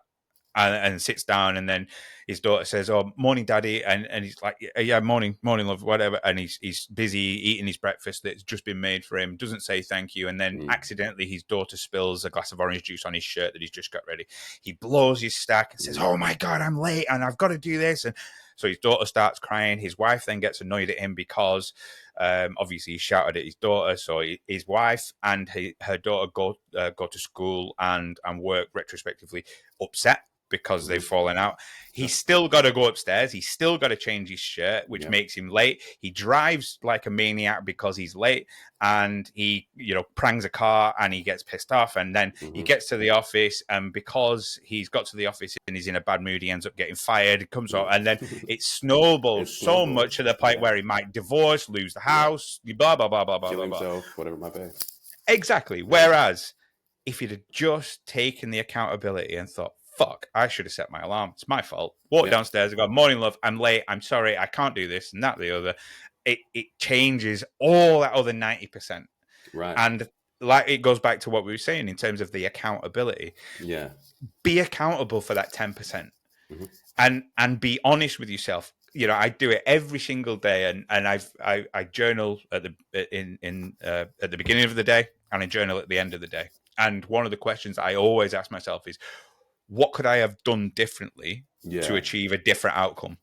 Yeah. And for instance, so tonight at hockey, as you can see, I've like absolutely terrorized my knuckles. I went in for a stupid challenge because I was being lazy. Sure. And because I was being lazy and I was reaching, I was off balance, and I went in. Now, I will say that tonight in my journal is the fact that don't be a lazy ass. Yeah. Either Yeah. go and get it properly, Or don't do it or at all. don't do it at all. Yeah. Now, I can't blame any. I could blame Liam, who I went in to tackle for, because I could say, "Oh well, he tripped me up," Sure. Yeah. Yeah. but Yeah. that's not his fault. That's me, because I Right. went in on a lazy challenge. Yeah, because if you So didn't go in, it wouldn't have happened, right? And so yeah, at the end of the precisely, day, it's your fault, your responsibility. Yeah. and it's that sort of that is, like you said, it's a very inert, masculine thing to do in my book. That sort of accountability, and I think from a female's perspective, they would probably respect that more. Of like, 100%. yeah, he's fucked 100%. up, he's owned it, and he's gonna make amends for it, so to speak. Because I mean, at the end of the day, what have we got? We've got our word, right? And Yeah. if our actions don't align with our word, right, it's like we are untrustworthy. And if we're Mm. untrustworthy, we're unsafe. And if Yes. and all of that just compounds within ourselves and how we show up for ourselves. We don't respect ourselves. Like we have self-respect issues there. That then shows other people how to treat us. So if we're not treating Mm. ourselves with respect, then why is other people going to do that too, right? It's like because we've got to hold the standard. Like Hmm. this is how I treat myself. So this is how I expect you to treat me as well. It's like, and if you're not going to uphold that standard, then why would others? Exactly, and I think it sort of ties in with one of my next points, in terms of culture, and we've talked about Mm, sort of that rite of passage in different cultures and so on and so forth, um, and how masculinity. I lived in New York for a time. I've lived in Botswana for a time, and masculinity in both them places is completely different to what it is in the UK, especially in Botswana. sure. I remember a kid. We called him Water because I couldn't pronounce his name, and he was happy. He was happy with the name Water. But we were stopping at a backpackers 6 a.m. This kid is eight Yep. years old. 6 a.m. every fucking morning. He's on the old bridge, and just on the edge of the Okavango Delta, fishing Hmm. with a Coke can, just a Coke can, fishing wire, and he's fishing every single fucking morning at 6 a.m. Mm, to catch a fish provide. for dinner. And this Yeah. is at like 8 years old, and he was the happiest fucking kid Yeah. I have Yeah. ever seen in my life. Right. No Game Boy, no Xbox, no Hmm. fucking Nike Air Pro Max Mm. bullshit. It was literally the happiest, most polite, nicest kid I've ever met. And masculinity in that culture is completely different to what masculinity is currently in the UK. Well, again, like Um, I think because it's devoid, right? Like, I mean, you just gave that example. Then it's like, I'm sure that there's more of a struggle over there, right? Just to exist, right? It's like yes. the need for food, the need for electricity, the need for water, the need for housing, right? It's like that's probably much like there's things that need to be done to make those happen. Whereas where you and I live, we live in a very privileged society, right? It's like where most of those things are going to be taken care of. But like we don't need to worry about hunting our food because we can just go down to the butcher and buy a steak. And Yeah, like yeah. that lack of struggle and again that responsibility, it's like men not having responsibility is one of the biggest killers of men, right? It is, and for anybody listening and anybody that's going through that now or been through that will understand. And those that haven't been through it, it's coming. It will come Mm, at some point in your life as a man. I've been through it for the last 2-3 years. That lack of purpose and the lack of yeah. sort of it, and God love my missus. And this is I think I mentioned, I commented on one of your posts, is the fact that um, that that true femininity from her to go, look, he recognized he's going through a bit of a shit Hmm. situation. I'm there. I can, only a true woman can hold that space of, I'm here for you. I'm Yeah. supporting. I'm not leading, because you No, will find. I trust you will find your way, and I that's what it trust. is, the trust. Yes, Yeah. and you know, and I didn't need that added pressure of, and you see it all the time. You see it in movies, you see it in soap operas, you see it, with friends. It's like, oh, fucking, get a job. When are you going to do this? When are you going to do, and Mm, that mm, berating constantly. I didn't need that at that time. I was already mm. doing that internal dialogue Yeah. within Yeah. myself, and it's it's that sort of breakdown and lack of purpose is one of the most difficult places to sit and be Yeah. still and think, look, you know, almost you reevaluate everything. And I think, one of my previous guests, Carl, he tried. I'm sure he won't mind me saying he said it himself. He tried to take his own life after a traumatic brain injury and maybe not being himself. And I think that's why potentially we see, in terms of suicide rates, it being pushed Yeah. a lot towards men is when Yep. they hit that lack of purpose. Mm. It and I can take it from my own personal experience. What's the fucking point? Yeah. Yeah. Yeah. I've got And, nothing. and that goes back to the struggle thing though too, right? It's like Mhm. men need to put themselves in from a young age, and they need to be going under like in deliberate struggle, right? Hmm. It's like you've got to eat the frog, you've got to go do the hard thing, so that when hard things come to you, because they fucking will, right? It's Yep. like you have the capacity and you have the ability to go through it because you've been through hard things before, and like coupling that with taking responsibility of your life and looking for purpose instead of just like you know have it like you've got to have that internal purpose, that internal compass, like what am I moving Yes. towards? And it doesn't have to be this big, I want to build $1 billion business, or what. Hmm. It's just, what's your mission? What are you here to do on this earth, right? And it's like, and everybody's got that. It's just you've got Yeah. to sit still long enough so you can listen to it and And it find out might what the take fuck it a is. a long fucking time. It might take a long fucking, some, like you said, some people on Instagram that look like they've got it all together at 20, they might very well do. They are lucky as fuck to get Mm, it that soon. But I know it's taken me 37 years to find that. sure. Um, and it's only been the last 3 years that I've kind of actually actively looked for it. I've just Right. kind of, like you've said right at the beginning, I was kind of letting life happen to me. Mm, And I mm, wasn't mm. sort of conscious or aware to start looking for that purpose and start. I could have gone and got a job anyway. I've got Sure. qualifications, this, that, the other, and I could have. And it was just, and anybody that has sort of a 9 to 5. This is not a slight on you, and you work in an office. And I know one of my good friends, Robbie. Big shout out to Robbie. He's an accountant. He works with numbers, and Right. he's happy. That's Sure. fine. Yeah. You know, that'd fucking kill me. It'd Exactly. kill me Yeah. to my Yeah. core. Yeah.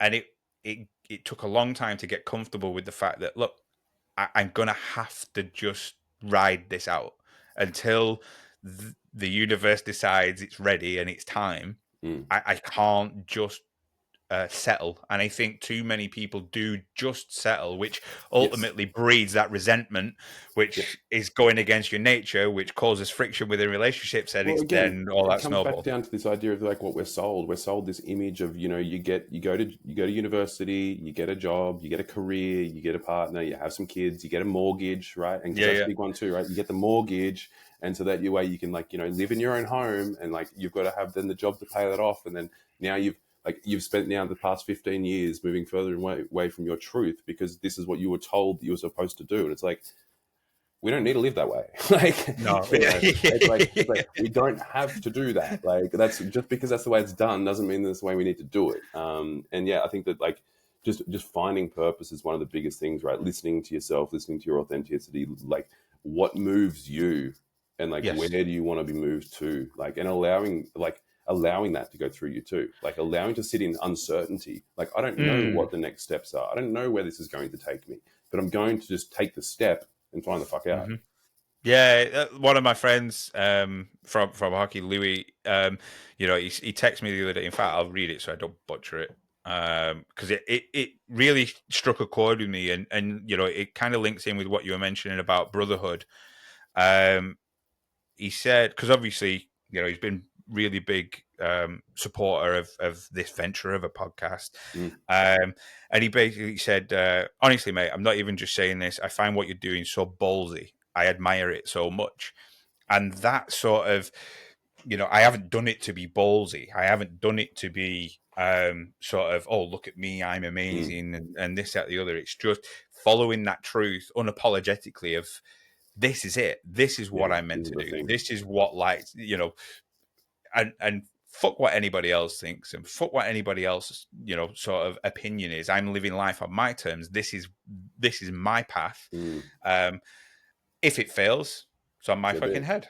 Yeah. Yeah, it's on my head. But if I don't, if I know for a fact, if I hadn't have gone down this route, and appreciation to all my guests and yourself and so on and so forth. If I, you know, if I hadn't have followed this, I wouldn't have had these conversations. I Right. wouldn't have met these amazing people, and I wouldn't have realized that there's been such a big uptake. Like I think we're up to like 29 guests now. It Sure. takes Hell me, yeah. I was thinking right at the beginning, I was thinking, fuck, what if I don't get one? And now it's like, shit, I can't fit them all in this Yeah. year. Yeah. And it's sort of like that right on the other edge, on the other side of that fear, which you've kind of got to run through. That's where your true purpose lies. Yeah.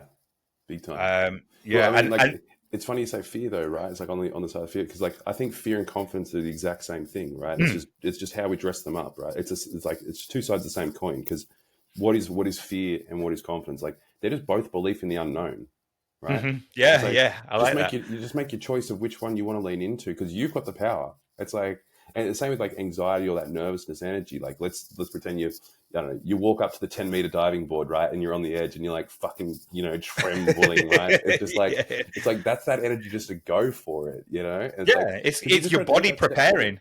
Yeah. Yeah. It's Yeah. something that's unknown. This episode is brought to you by Vanavasa Coffee. Since going caffeine free, I've realised how hard it is to find a genuinely good decaf coffee. Most of them taste flat, weak, or like they're just there to tick a box for the few of us that don't want or need that caffeine hit. But I still love coffee. The morning ritual, the warmth, the silence that comes with that first sip. And that's how I came across Vanavasa Coffee.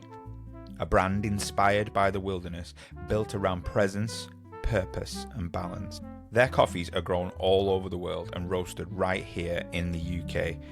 Each blend tells a story. I've partnered with Vanavasa Coffee because it's about more than caffeine.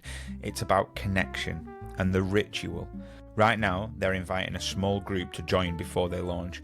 You can register your interest and get 15% off your first order by visiting cutthes.com/sponsors and clicking on Vanavasa Coffee.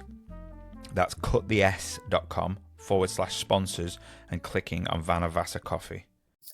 For me now, obviously going into a hockey game or like, it's been a bit of a sort of an emotional whirlwind for me today because I've had like sort of a quiet day and then almost like 4 hours of hockey and your adrenaline's pumped. And then I was driving home, which is about 20 minutes away, and got to get home, get showered, get sorted, and get some food in before jumping on the pod with yourself. And that I thought like, oh, I'm going to be up here, I'm going to be buzzing, and then it ramped up again because it's that nervousness coming, Sure. and I Excited then energy. it's that sort of centering of like this. It shows that if I don't get that, it shows Yeah. that I don't give a shit. You don't give a I'm shit. not, Yeah. and this is the sort of thing is anybody that gets nervous about anything. So if somebody's now sat at home and they've got something to say and they've got their opinion and they've maybe recorded 17 videos on their phone and they're scared shitless. I do it every fucking day. Sure. They're scared shitless of posting it because they're worried about what other people think. It's because you care. Yeah. And that is and it will come through and any message and any video you put, it will come through the fact that you actually give a shit. Yeah. And I think it's that is interesting you the say that. most important thing.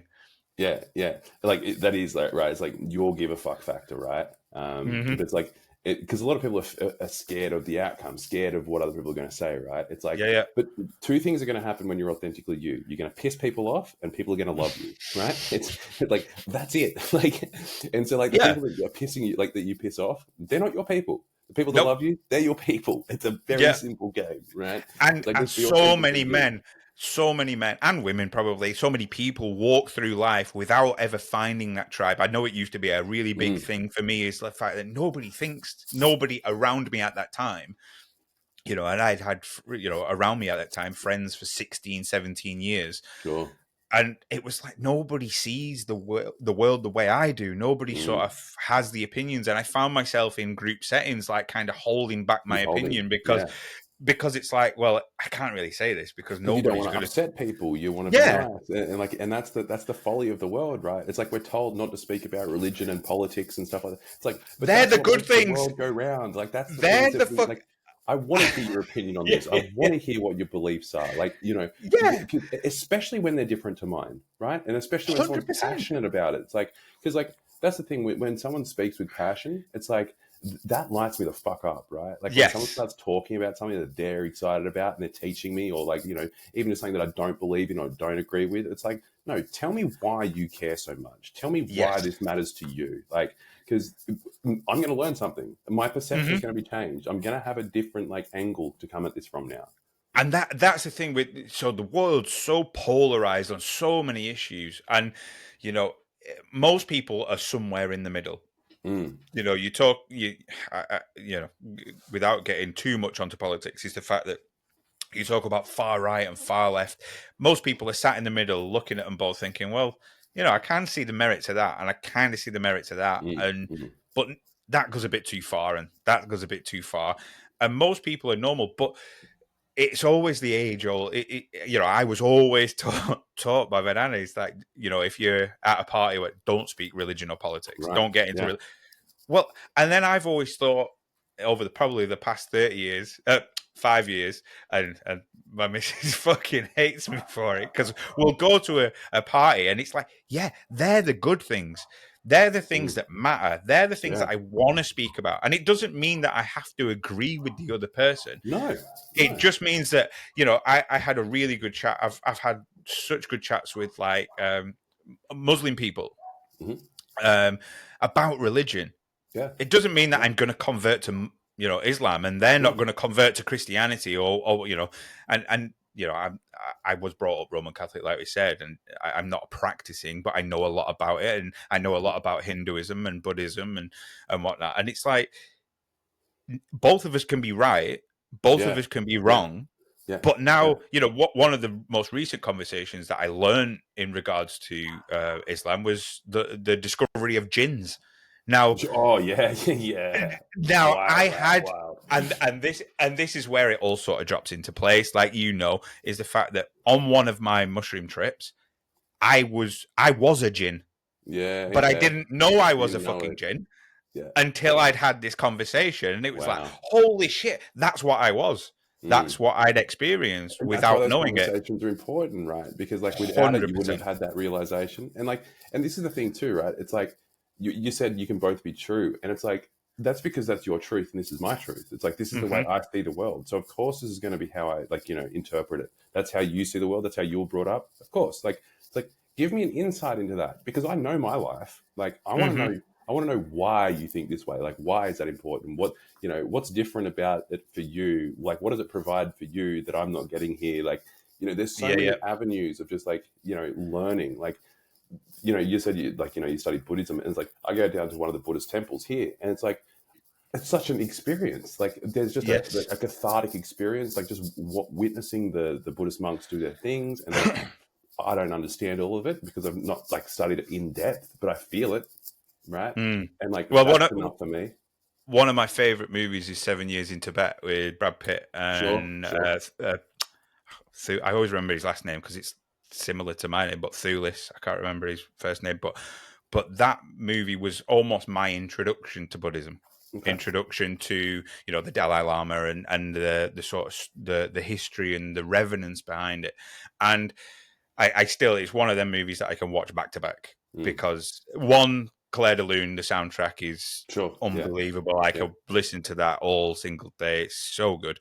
But the fact that it's a true story or based on a true story, the fact that there's a point in it which is it, and it seems mad to especially somebody that was in construction.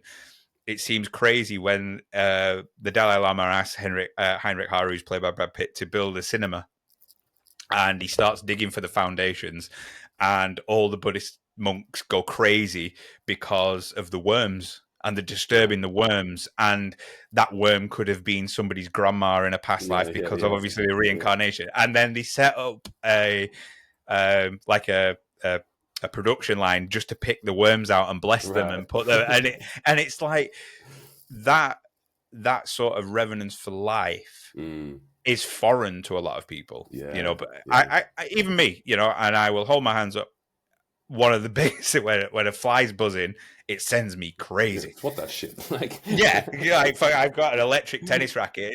yeah. Fucking, get rid of it. But if I did that in Tibet or if I did that in Nepal, that's like, it's Mm. sacred. It's Mm. evil, and Mm. I'd be looked upon as evil. And I think that appreciation for different cultures and different sort of walks of life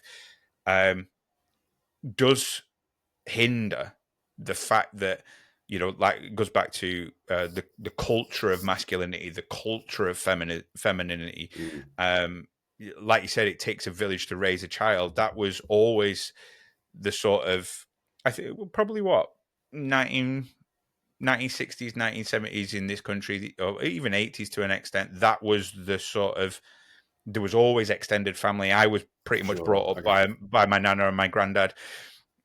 Whilst that sort of change of my mum and dad went out to work, my nana Mm. and my granddad looked after me and made sure I was okay, because obviously they were retired and whatnot. Um, but that's very much, I think it's disappearing. Oh, I think, yeah, Um, we don't have it at all anymore, no, right? Like, I, there's and going to it's be sects, right? There's frightening. going to be little, like, there's nuance to every conversation, right? There's going to be Yeah, pockets where that is happening, of but I course think there as is. a whole, like we're not seeing it. We're not seeing families like multi generational families raise children. We're not seeing just friend groups getting together and supporting each other in the ways that we would have done 200 years ago. Mm, Again, we're so siloed from each other, right? Like, yeah. even with our neighbors, it's like I don't know my neighbors. And I've only moved here like 2 months ago, but I don't know my neighbors. I don't know the people Hmm. that are like just there, like out my Yeah, window, yeah, yeah. right? It's like I don't know them, and it's like they're supposed to be the people, like the people around you physically. They're supposed to be the people that are supporting you. And it's like They're your we're community. so Yeah, disconnected from that. Like, it's and it sort of ties in, and I must admit, um, because I've kind of gone through a transformational change, and I was a footballer for 20 odd years. That was my sport. And due to me having absolutely shit knees, it became more difficult and more sure, difficult to sort of do it effectively, shall we sure, say? sure, And I only ever got introduced to hockey when I got with my missus, and then my daughter started playing, and I got invited to come down. Oh, come down for a training session, and I'd played a little bit, nothing crazy. Um, but that brotherhood that it's sort of given me, like mm, twice a week, mm, of sort of, it's like, it's been a completely different build up to the podcast with you, because generally with other people I would ruminate on it all day, and it would be that slow steady build of sort sure, of like, right, okay, here we go, we're getting ready, I've done my work, I've done my study, and I've had to kind of do it opposite way around for this episode. And I've had probably 2.5 3 hours of thinking about nothing but hockey, yeah, yeah, and yeah, then come off the field and go, oh shit, like this is hell yeah, strange, this is different, this is yeah. not the way I usually prepare. But that sort of brotherhood, sport is really good for that. How would you advise any young man, or middle-aged man, or any man really, that doesn't have that brotherhood, doesn't Mm, have that mm, support network, which I know from personal experience it is difficult and it is hard, because you're your own echo chamber sure, yeah, constantly. yeah. What's your advice to people? How do they find that brotherhood? How do they connect with other men? So, I mean, again, this is where you've got to lead your own life, right? Like, you need to go and seek it out. It's like the brotherhood is not going to come to you, right? Mm, And that's like one of the realizations that I think most men need to have in the world is like, no one's coming to save you. It's like, you've got to go lead your life. And it's like, there's, for one, like online communities, that's a big thing that I'm trying to build at the moment is like, online brotherhood, because I yeah, know you've that got your like school school, is it? community. Yeah, Yeah. yeah, Yeah. yeah. And, That's, is it modern masculinity, that modern one? masculinity, Yeah, yeah, yeah. yeah. So that's a free community, and like I've got workshops with inside it, and like I'm trying to build brotherhood. The idea is to have physical events down the track, and like also run online. Like I was doing some group calls previously, dropped out Mm, those, going to start doing them again.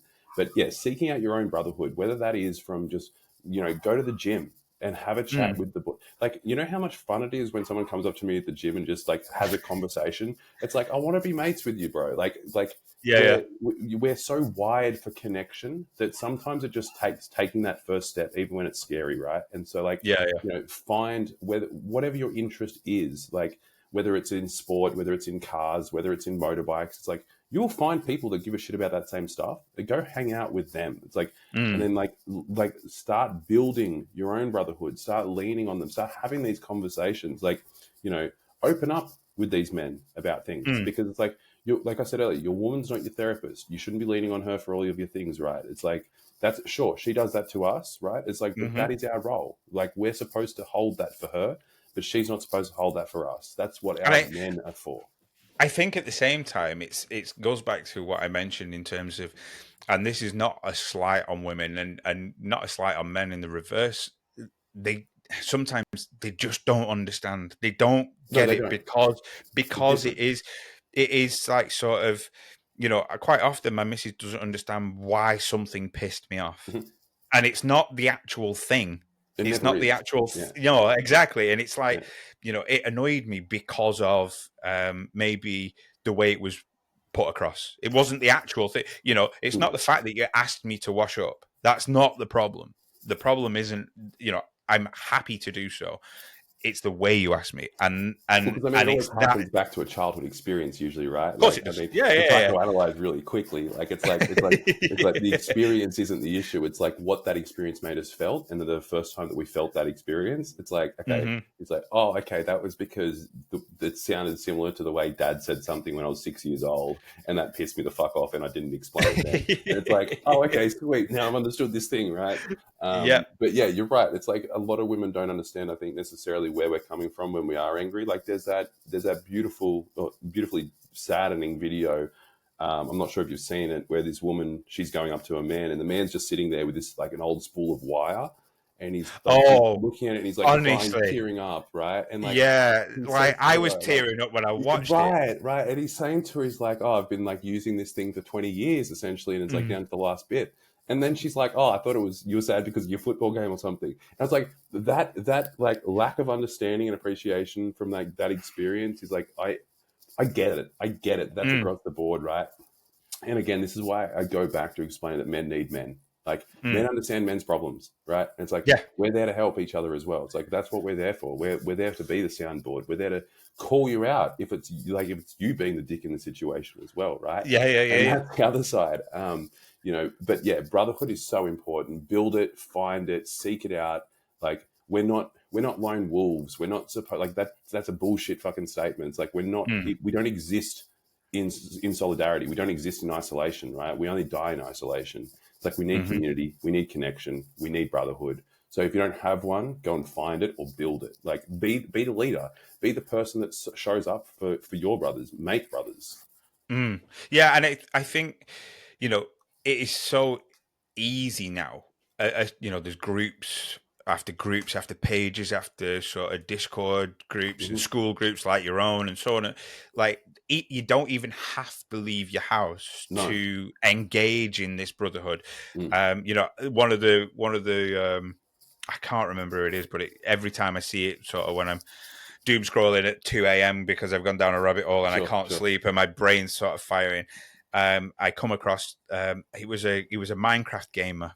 Oh, I can't remember his name. I'm gonna have to Google him because I don't want to I don't want to get it wrong. However, he died um, through, I think it was cancer, Okay. and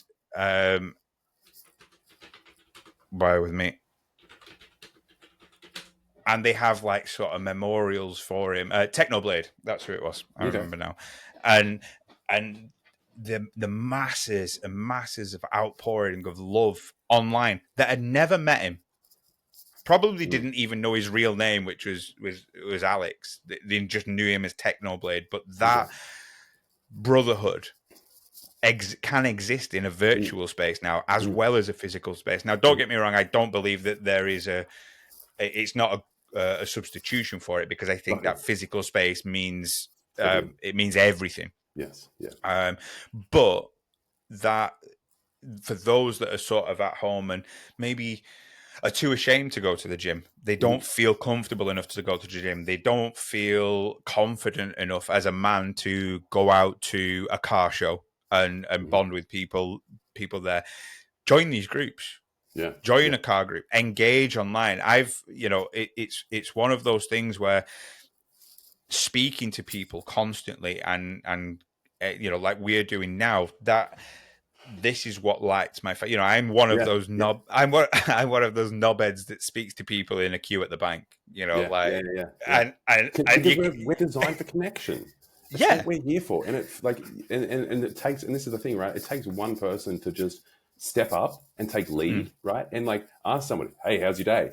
Right. And yeah, then the whole thing can just unravel from there, and you might find yourself a new best friend. But like what you're saying about confidence, though, as well, right? It's like I drill on to guys about this just being a limiting belief, right? It's mm, like go back to when, like, what made you think that you're not confident? Who told you mm, that, right? It's like because that's not true. Like confidence is just something that's born out of repetition, of experience doing the thing, right? It's like you know, just say for example, it's like sales, right? If you've mm, never sold something in your life, of course you're not going to be that confident in it. But then if you just start yeah, doing the thing, it's like you're going to get experience. And it's like back to my thing about fear and confidence, right? It's like just lean into the one that you want. If you think that you're an unconfident person, that's what you're going to be. If you think you're a yeah. confident person, that's also what you're going to be. It's kind it's almost links back to the whole thing about purpose. You find Mm, that one thing that lights that fire, that yeah, sort of really grinds your gears, and you really your passion, your purpose. Then whatever fear comes along, you break through it because it's fucking worth it. exactly. Yeah, And if it's not worth it and you haven't got that purpose, then you ain't going to break through that no, fear, because it's no, like, oh, you'll always shy away. And harking back to Louis, one of the big things is like, one of the best pieces of advice I got from a very successful businessman, um, was never leave yourself a bridge. If you're going to yeah. do Burn those something, fucking bridges, man. Yeah, yeah. If it yeah. and you know what, it is fucking hard to do. But if you always give yourself an off ramp and an Hmm. exit strategy, when shit hits the fan, and it will hit the fucking fan, you will always You'll always nine take it. times, 9.5 times out of 10, you'll take that off ramp because it Mm, becomes too difficult. yeah, If you burn that fucking bridge, you ain't got a choice. yeah, yeah. And when it get and I think it comes, in terms of relationships as well, like that off ramp, that sort of bridge is always now online. It's Facebook, snakes left, right, and Right. center. Yeah. And when shit gets hard in your relationship, oh well, this person showed me some attention, and Right. this person showed me some attention. So fuck that, because that's hard now. I don't like that. And Hmm. this person is new, and this person is shiny, and Shiny. I Yeah. don't. I've not seen I've not seen this person have a really monster shit on a Sunday morning. It's Sure. all Sure. it's if you give yourself that off ramp, or if that You'll off take it. ramp is always a Mm, choice, when shit gets hard, mm. and I think that's what we've seen. My grandma and my granddad were a ruby wedding, which I don't think they did more than that. I think they might have done diamond, 60 odd years married. Yeah. That in this day and age is a rarity, Rare. which is Yeah, because people really take rare. the option of divorce, right? It's like we see like an issue in a relationship as being a reason to quit it, right? And it's like Mm.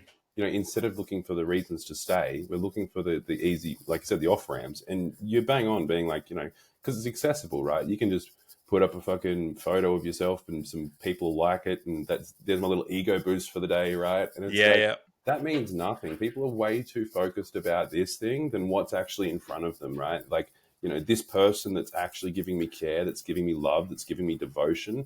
And like, I'm out here, I'm just going to look at some, sexy bikini photos of some chicks because she said something that pissed me off, right? It's like, grow up, Yeah, it's like yeah, grow the fuck up and like appreciate and like be grateful for what is in front of you. And if you don't like, and if that is not the thing that's for you, then be honest about it and get out. Like, yeah. and identify what is for you And because that's it. somebody It's else is not. wanting to take your place. It's not necessarily. I've been through divorce. It's not nice, and it's not messy, and my daughter came out of that marriage, and we just we weren't compatible at all. Different values, different views. I've sort of learned to accept the fact that, you know, it wasn't my fault. It was just, and it wasn't her fault. It It was was just just the fact it. that yeah, we didn't, you know, we thought we did. Mm, We both made a mistake. It gelled, and it's not to say that obviously divorces and separations don't happen. Of course they do, for the mm, legitimate reasons, and that, you know, I know if we'd have stayed together, it would have not been, you know, for the right reasons for either of us. mm, You know, I've met my life partner now, and she's remarried, and you know, we're both on different paths, both a lot happier, and mm, which obviously is ultimately amazing for our daughter. yeah. Um, but I think too many times, you know, when people say, "Oh, it was just a mistake," no, it wasn't. You took the off ramp. You Yeah. took that easy decision because shit Yeah. got real and shit got hard. And you know, that wasn't a thing. Well, yeah, was it a thing for our parents? Well, I mean, the Because options weren't there, right? Like, I no, mean, the ability to go see, oh, like, you know, jump on Tinder and just swipe on the fucking 1,000 girls that are within a 50-kilometer radius or something, right? It's like that. Like, one of the things that I always think back to, and this is going a little bit off what this topic is, but like, I saw more tits by the time that I was 10 than my granddad saw in his entire oh, life, right? And it's like, I know. that, like, I think that, like, that's a whole other conversation about the porn and that kind of Well, side of things, right? But yeah, it's like, I've it's the got. same thing. It's this faux connection. It's this faux, like, you know, intimacy, and that's what it is. It's like Mm, the same with Tinder, the same with these dating apps. It's like we think we can have this connection with someone, but we don't. Like, you no, know, you've got this. it takes. Oh, I've got a It thousand used to take connections. It's like, months. no, Yeah, it was. You know, it would be, you know, courting, as yeah, my granddad, yes, and you know, yeah, and it'd be months yeah. before. Courtship, then dating, then marriage. Like, yeah, Yeah, and you build that rapport and you build that sort of background of somebody. Whereas now people meet on Tinder and fuck on the first date, yeah, and right, or go around for a fuck and then leave. yeah. And it's just sort of, there's no connection there. There's no spirituality. There's And no we're not appreciating the union. sacred sexual energy that is Oh exchanged there as well, right? It's like, you know, yeah, well you pay I've attention to recently, who you enter into your life. Like, yeah, like was it three? Yeah, about 3 years ago, I recently learned about it was Cupid's Poison Arrow, the book. mm, Really okay, good, really good book, and it's about a style of sexual intimacy called carezza.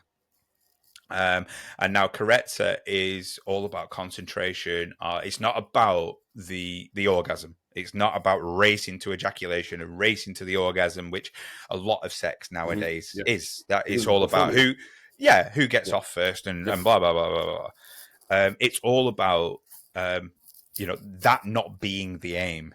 The aim yeah, is connection. it's So connection the is aim something. isn't, Yeah, you yeah, know, you have sexual intercourse for hours, but the aim, you know, it's not tantric to an extent. The aim is not to ejaculate, not to orgasm. The aim is to feel the energy flow yeah, from yeah, one person to yeah, another.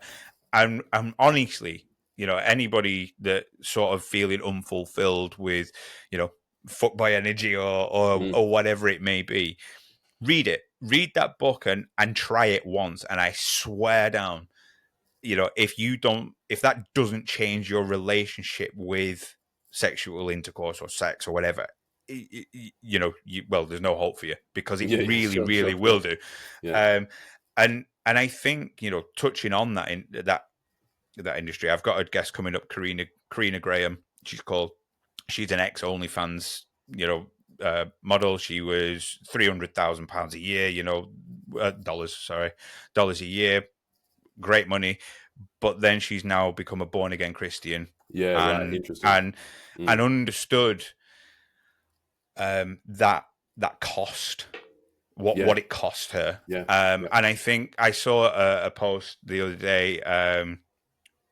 I can't remember who it was, but basically talking about the sexual liberation of women becoming like a freedom thing, Oh, yeah. which I can understand, I can empathize with that, but I think there's so many nuances, like we both know. Mm, It's naive to say it's freedom, because yes. ultimately, what I see in terms of, you know, and don't get me wrong, I've over the past 7-8 years, you know, I've kicked a lot of things from my life, Hmm. um, porn is hard because it's fucking everywhere. It's everywhere. Yeah. Everywhere. Yeah. And I mean, I'll be on Instagram and sort of I will follow something that's like history facts Right, and then they've because got an OnlyFans like promotion on their page, right? Yeah, I immediately unfollow because I'm like, yeah, I do. This isn't the shit that I'm here for. Like, I mean, like, and this is the other thing too, right? With porn, and sorry to cut you off there, but No, it's okay. this gets me fired the fuck up. Right? It's like Yeah. men that are pouring their sex, and because I've been this guy before too, right? Like, I've been the guy that's been in a relationship that's watching the porn, that's not having sex with his partner, right? And like. Yep. You're pouring your sexual energy, you're leaking your sexual energy into a place that you're getting nothing from, nothing, right? It's like, because how often do you jerk off over porn and go, fuck, that felt good, right? When you're done. It's like, that's not really the outcome, is it? It's like, No. you have that beautiful connection with your partner, right? You lay in bed with her, you attune yourself to her body, you feel her, right? You feel the way that she moves under your touch and like how her body responds and like, the way her eyes roll to the back of her head, the way she moves her mouth, the way she like you feel that.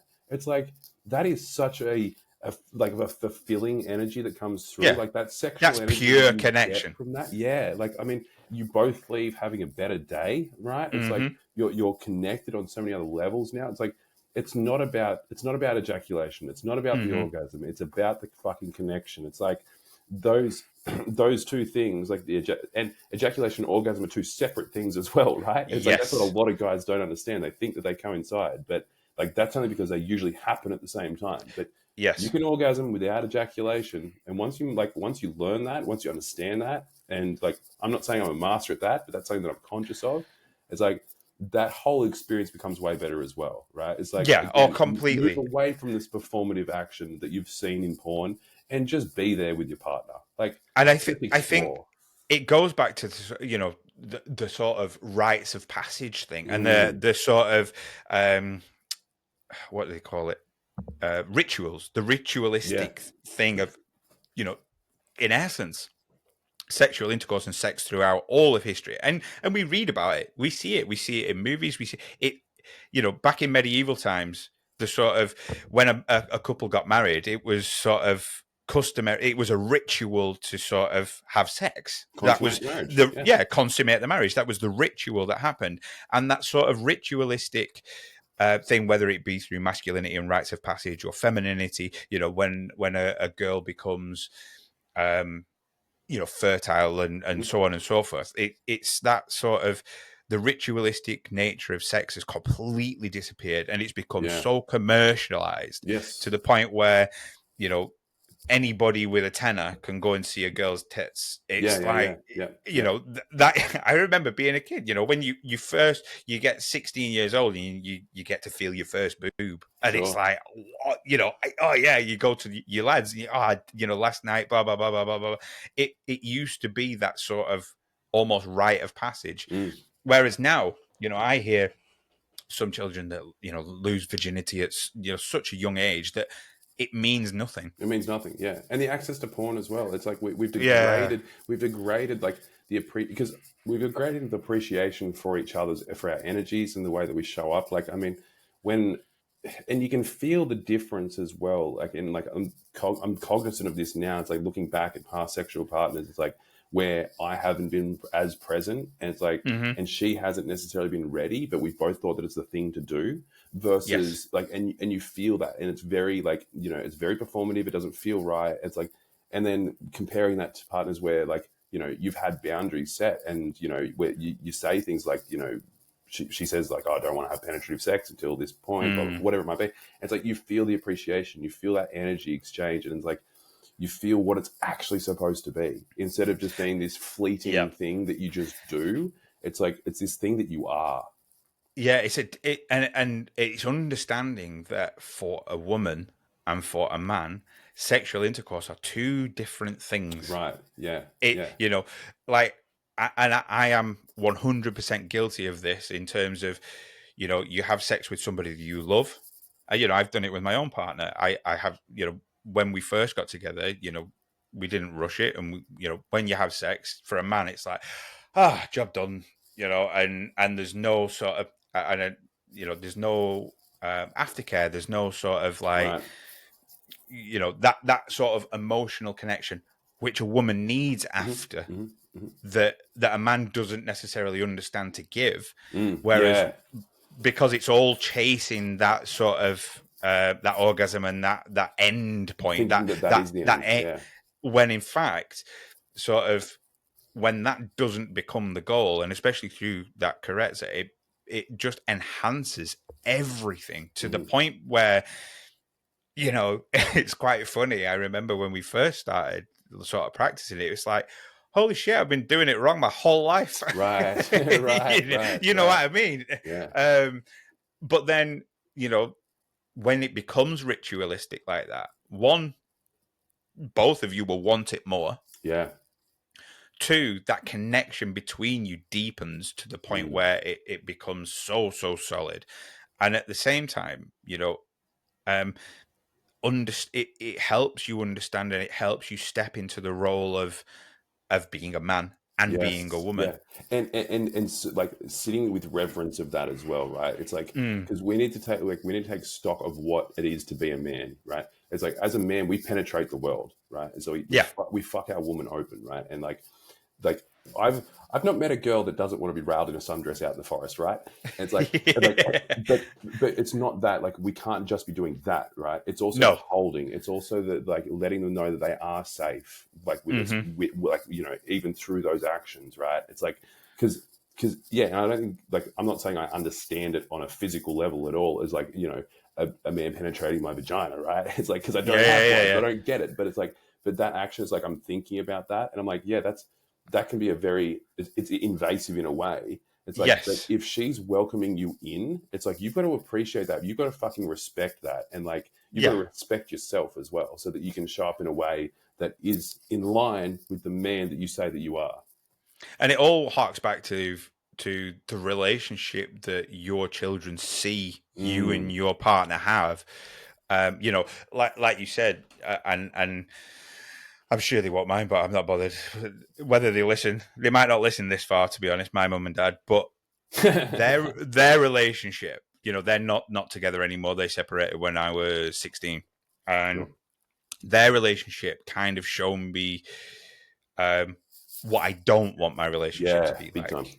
Yeah. And you know, I probably went through relationships almost emulating that Hmm. without, almost on autopilot, Yeah. until Yeah. it became a little bit, I did the inner work and I did the therapy and so on and so forth, which everybody should do. And understanding, no, no, no, no, that's not what I want. That's Mm. not healthy, because ultimately, if I emulate that, it's always going to end the same way. And Yeah. theirs ended in divorce, and theirs ended in separation and sadness, and so on and so forth. If I emulate that, it might, for them, it took 20 years. It might take, for me, it took 4 years, Mm. but it could have quite easily been 20 years. And by that time, I'm 60, and it's like, oh, shit, Yeah. you know, Yeah. in essence, it isn't, but life's over. Mm. And I've almost wasted that 20 years and so is she, Yeah. in terms of the fact, with the wrong person, not Yeah. fulfilling what your purpose is in terms of a masculine and feminine relationship. Mm. And it's understanding that it is a dance, in terms of the fact that Exactly. Yeah. It's a back and um, forth. It's polarity. It's yeah, there's a really good book. I can't remember. In fact, let me bring it up. It's on my Audible library, which is full of them. It might take me about 10 minutes, but it's a really good way, really good book, to sort of explain. I've always hated it when people say a relationship is 50-50. I've always hated it, because a relationship is never, ever, ever 50-50. sure. If you find somebody that says it is, Atlas of the Heart by Brené Brown, Okay. really good book. Um, and she says, like, every single day it's a different percentage. Some Right. days Yeah. Yeah. I turn up and I rock up and I'm at 80% and she's at 20. Hmm. So I take Capacity that change load. every single day. Yeah. 100%. Yeah. And a lot, I don't think a lot of people, and that is the same financially, it's the same Mm. emotionally, it's the same sort of, if she earns £100,000 a year and I earn 30, I can't fucking do 50-50 on that. Mm. Mm. But it Mm. takes understanding from both elements to say, Mm. I know you can't do 50-50 on that. Yeah. So you do 30, I'll do 70. And like And it's simple as like even in a physical capacity, right? It's like, yes. how often are you sitting there and your woman lays in your lap, right? It's like Mhm. that might be like 80% of the time. But that 20% that I want to lay in my woman's lap, it's like I'm gonna take that fucking 20% and I'm gonna do that Yep. because I need that and I feel good for it, she feels good for it, right? It's like not all the time am I gonna be the one holding. Like No. sometimes the masculine needs the feminine to hold. 100%. And I think too, and this is where sort of understanding masculinity and understanding femininity massively come into play, based on the fact that understanding true masculinity is you can be vulnerable with the right Yeah. person. Yeah. Yeah. You don't always have to be that protector on alert all the time, because you and I both know it's fucking tiring. Mm-hmm. I know when I go out with Nick and my missus and my daughter, is the fact that we'll go out somewhere to eat and it's that alert, Yep. because I'm the protector of Yep. both, Of course. and and subconsciously, Mm, and mm. some drunk guy at the bar, we're in a restaurant, some drunk guy at the bar, I've constantly got an eye on him, Yeah. Yeah. For because it's sure. like, right, well, Just that's in case. that's where the danger's coming from. Mm, If there's danger coming from anywhere, it's that guy right there. mm, So mm. I might be involved in a conversation, we might be having a laugh and joke, we might be eating, but I'm still constantly Yeah. splitting my energy and my time thinking, fuck, something might happen here. And, if you like that all the time, you're going to break down. You're Yeah. going to break down to the point where it's like, psychotic breaks and snap. And then that's when things sort of happen within your relationship. It's understanding that it's okay for her to take over when it's safe and when it's, okay to do so, if that Mm, makes sense. mm. Again, it's Um, just that dance, right? Because, like, I yeah, mean, and just understanding that it's like, as a whole, yeah, the masculine's probably going to lead 90% of the time, but there's going to be times when it's not that she's leading; it's just that she's directing, right? It's like, oh, this is like we're going to do this thing or whatever it might be, right? But yeah, yeah. And that, I think, like, one thing that I sort of maybe want to end on and want to sort of touch on is, you know, most people, when you talk about masculinity, it you know it's that strong mm, sort of leader, that strength up front, whereas femininity is more almost subservient and follower. Um, and I think society, what I don't know how they've done it, but when they switch that to oppression and mm, switch that, for me, is one of the biggest fuck ups right. going. It's there's a meme that I see quite regularly where I think a woman's got a child on her arm and she's uh, at the hob cooking dinner, and her husband's behind her and leaning around and giving her a kiss, and how much it says, like, how much brainwashing did it take Oh to yeah, convince people yeah. that this was oppression? Yeah, yeah, yeah, yeah. I posted that on mine actually not long Did ago. Yeah, yeah. Because you're and exactly right. It's like, and like yeah. that's the fucking lie that we're sold, right? And it's Mm, like too many women have believed it, too many men have believed it, right? And it's like, and again, like I don't think it's anyone's fault, but it's their mm, responsibility to make a change, right? And like I've witnessed this in like even people's relationships that are close to me, right? It's like when she has stopped being masculine and has stepped into her feminine, she blossoms, right? And it's yeah. like she's allowed to be herself. She's like more free to be herself, and it's like so much like there's so much more loving energy around it too, right? It's like the fact that we've been sold that women have to be men is a fucking travesty, and like I Mm, that's a hill I will die on. Like I will die yeah, on yeah, that yeah. hill, and I'll like I have no problems people calling me No. out for that at all because that is Well, I don't think it's a you've belief. I think it's just fact. 100. You've got to celebrate the differences, and Yes. you've got to understand that neither difference is a hindrance or No. a flaw.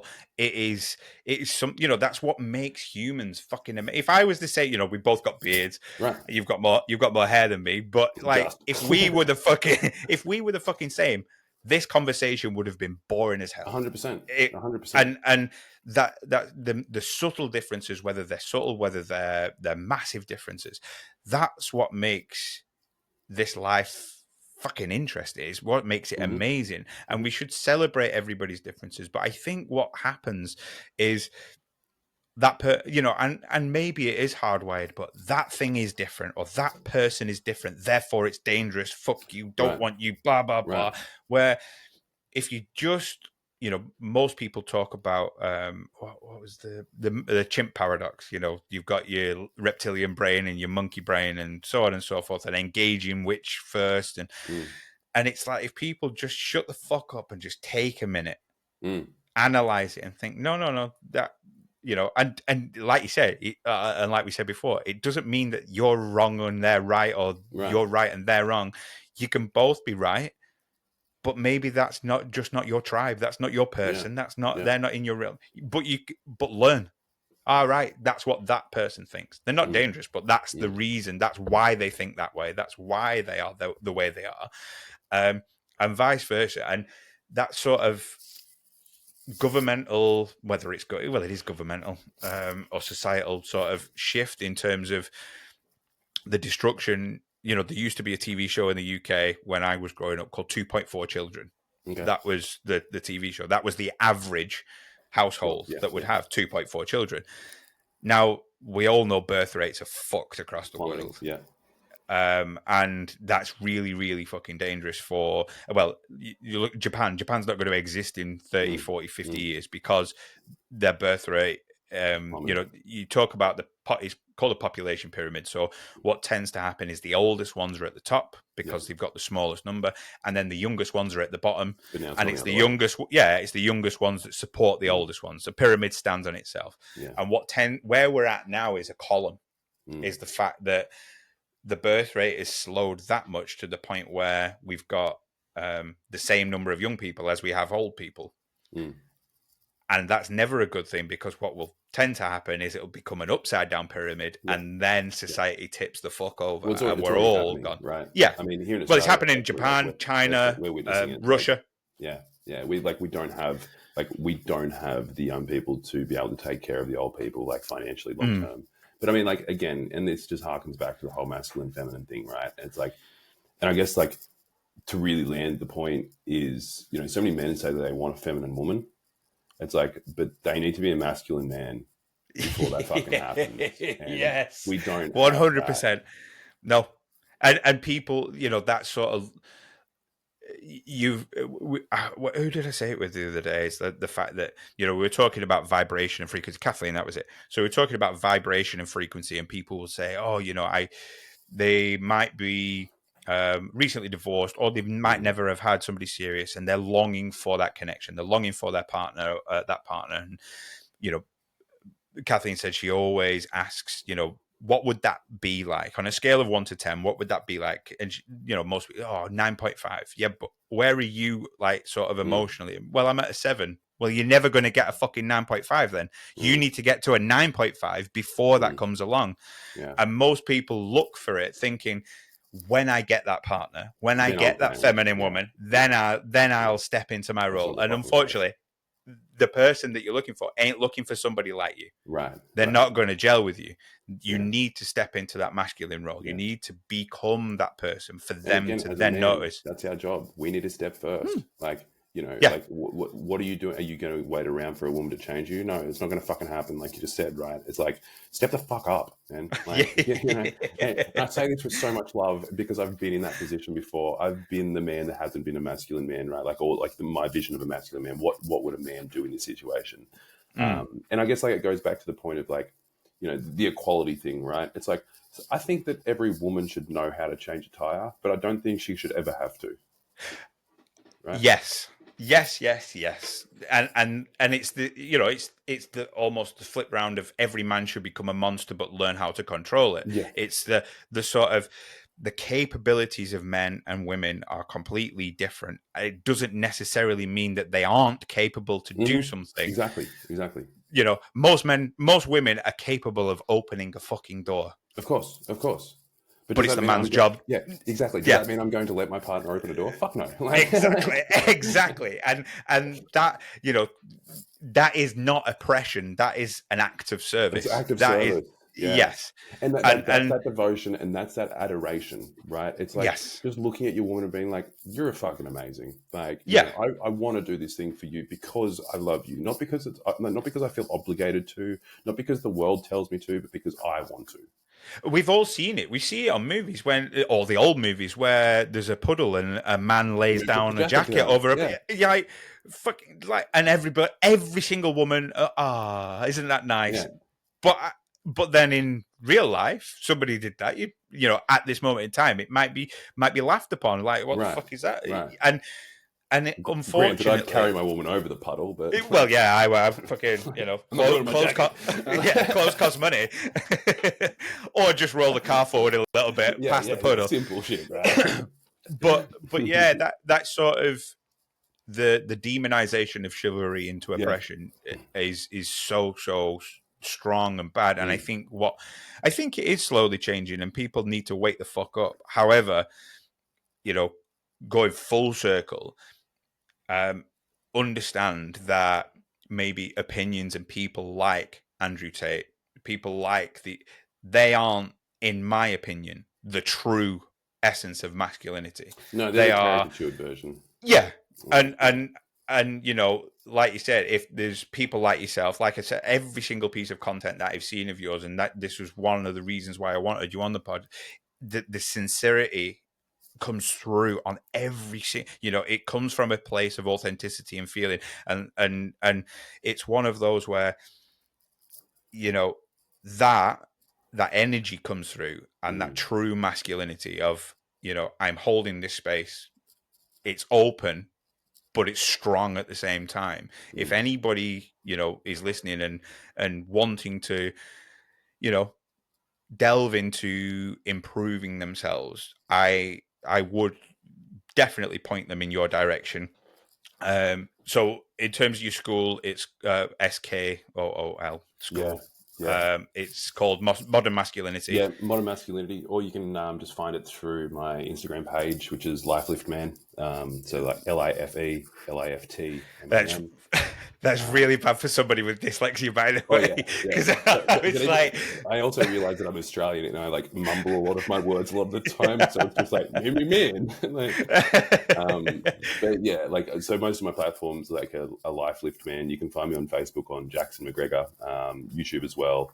Under Life Lift Man. But yeah, I put out a lot of long form stuff on YouTube too, which goes a bit more into detail with things. But yeah, people want to connect with me, just reach out, message me. Yeah, happy to just have a conversation.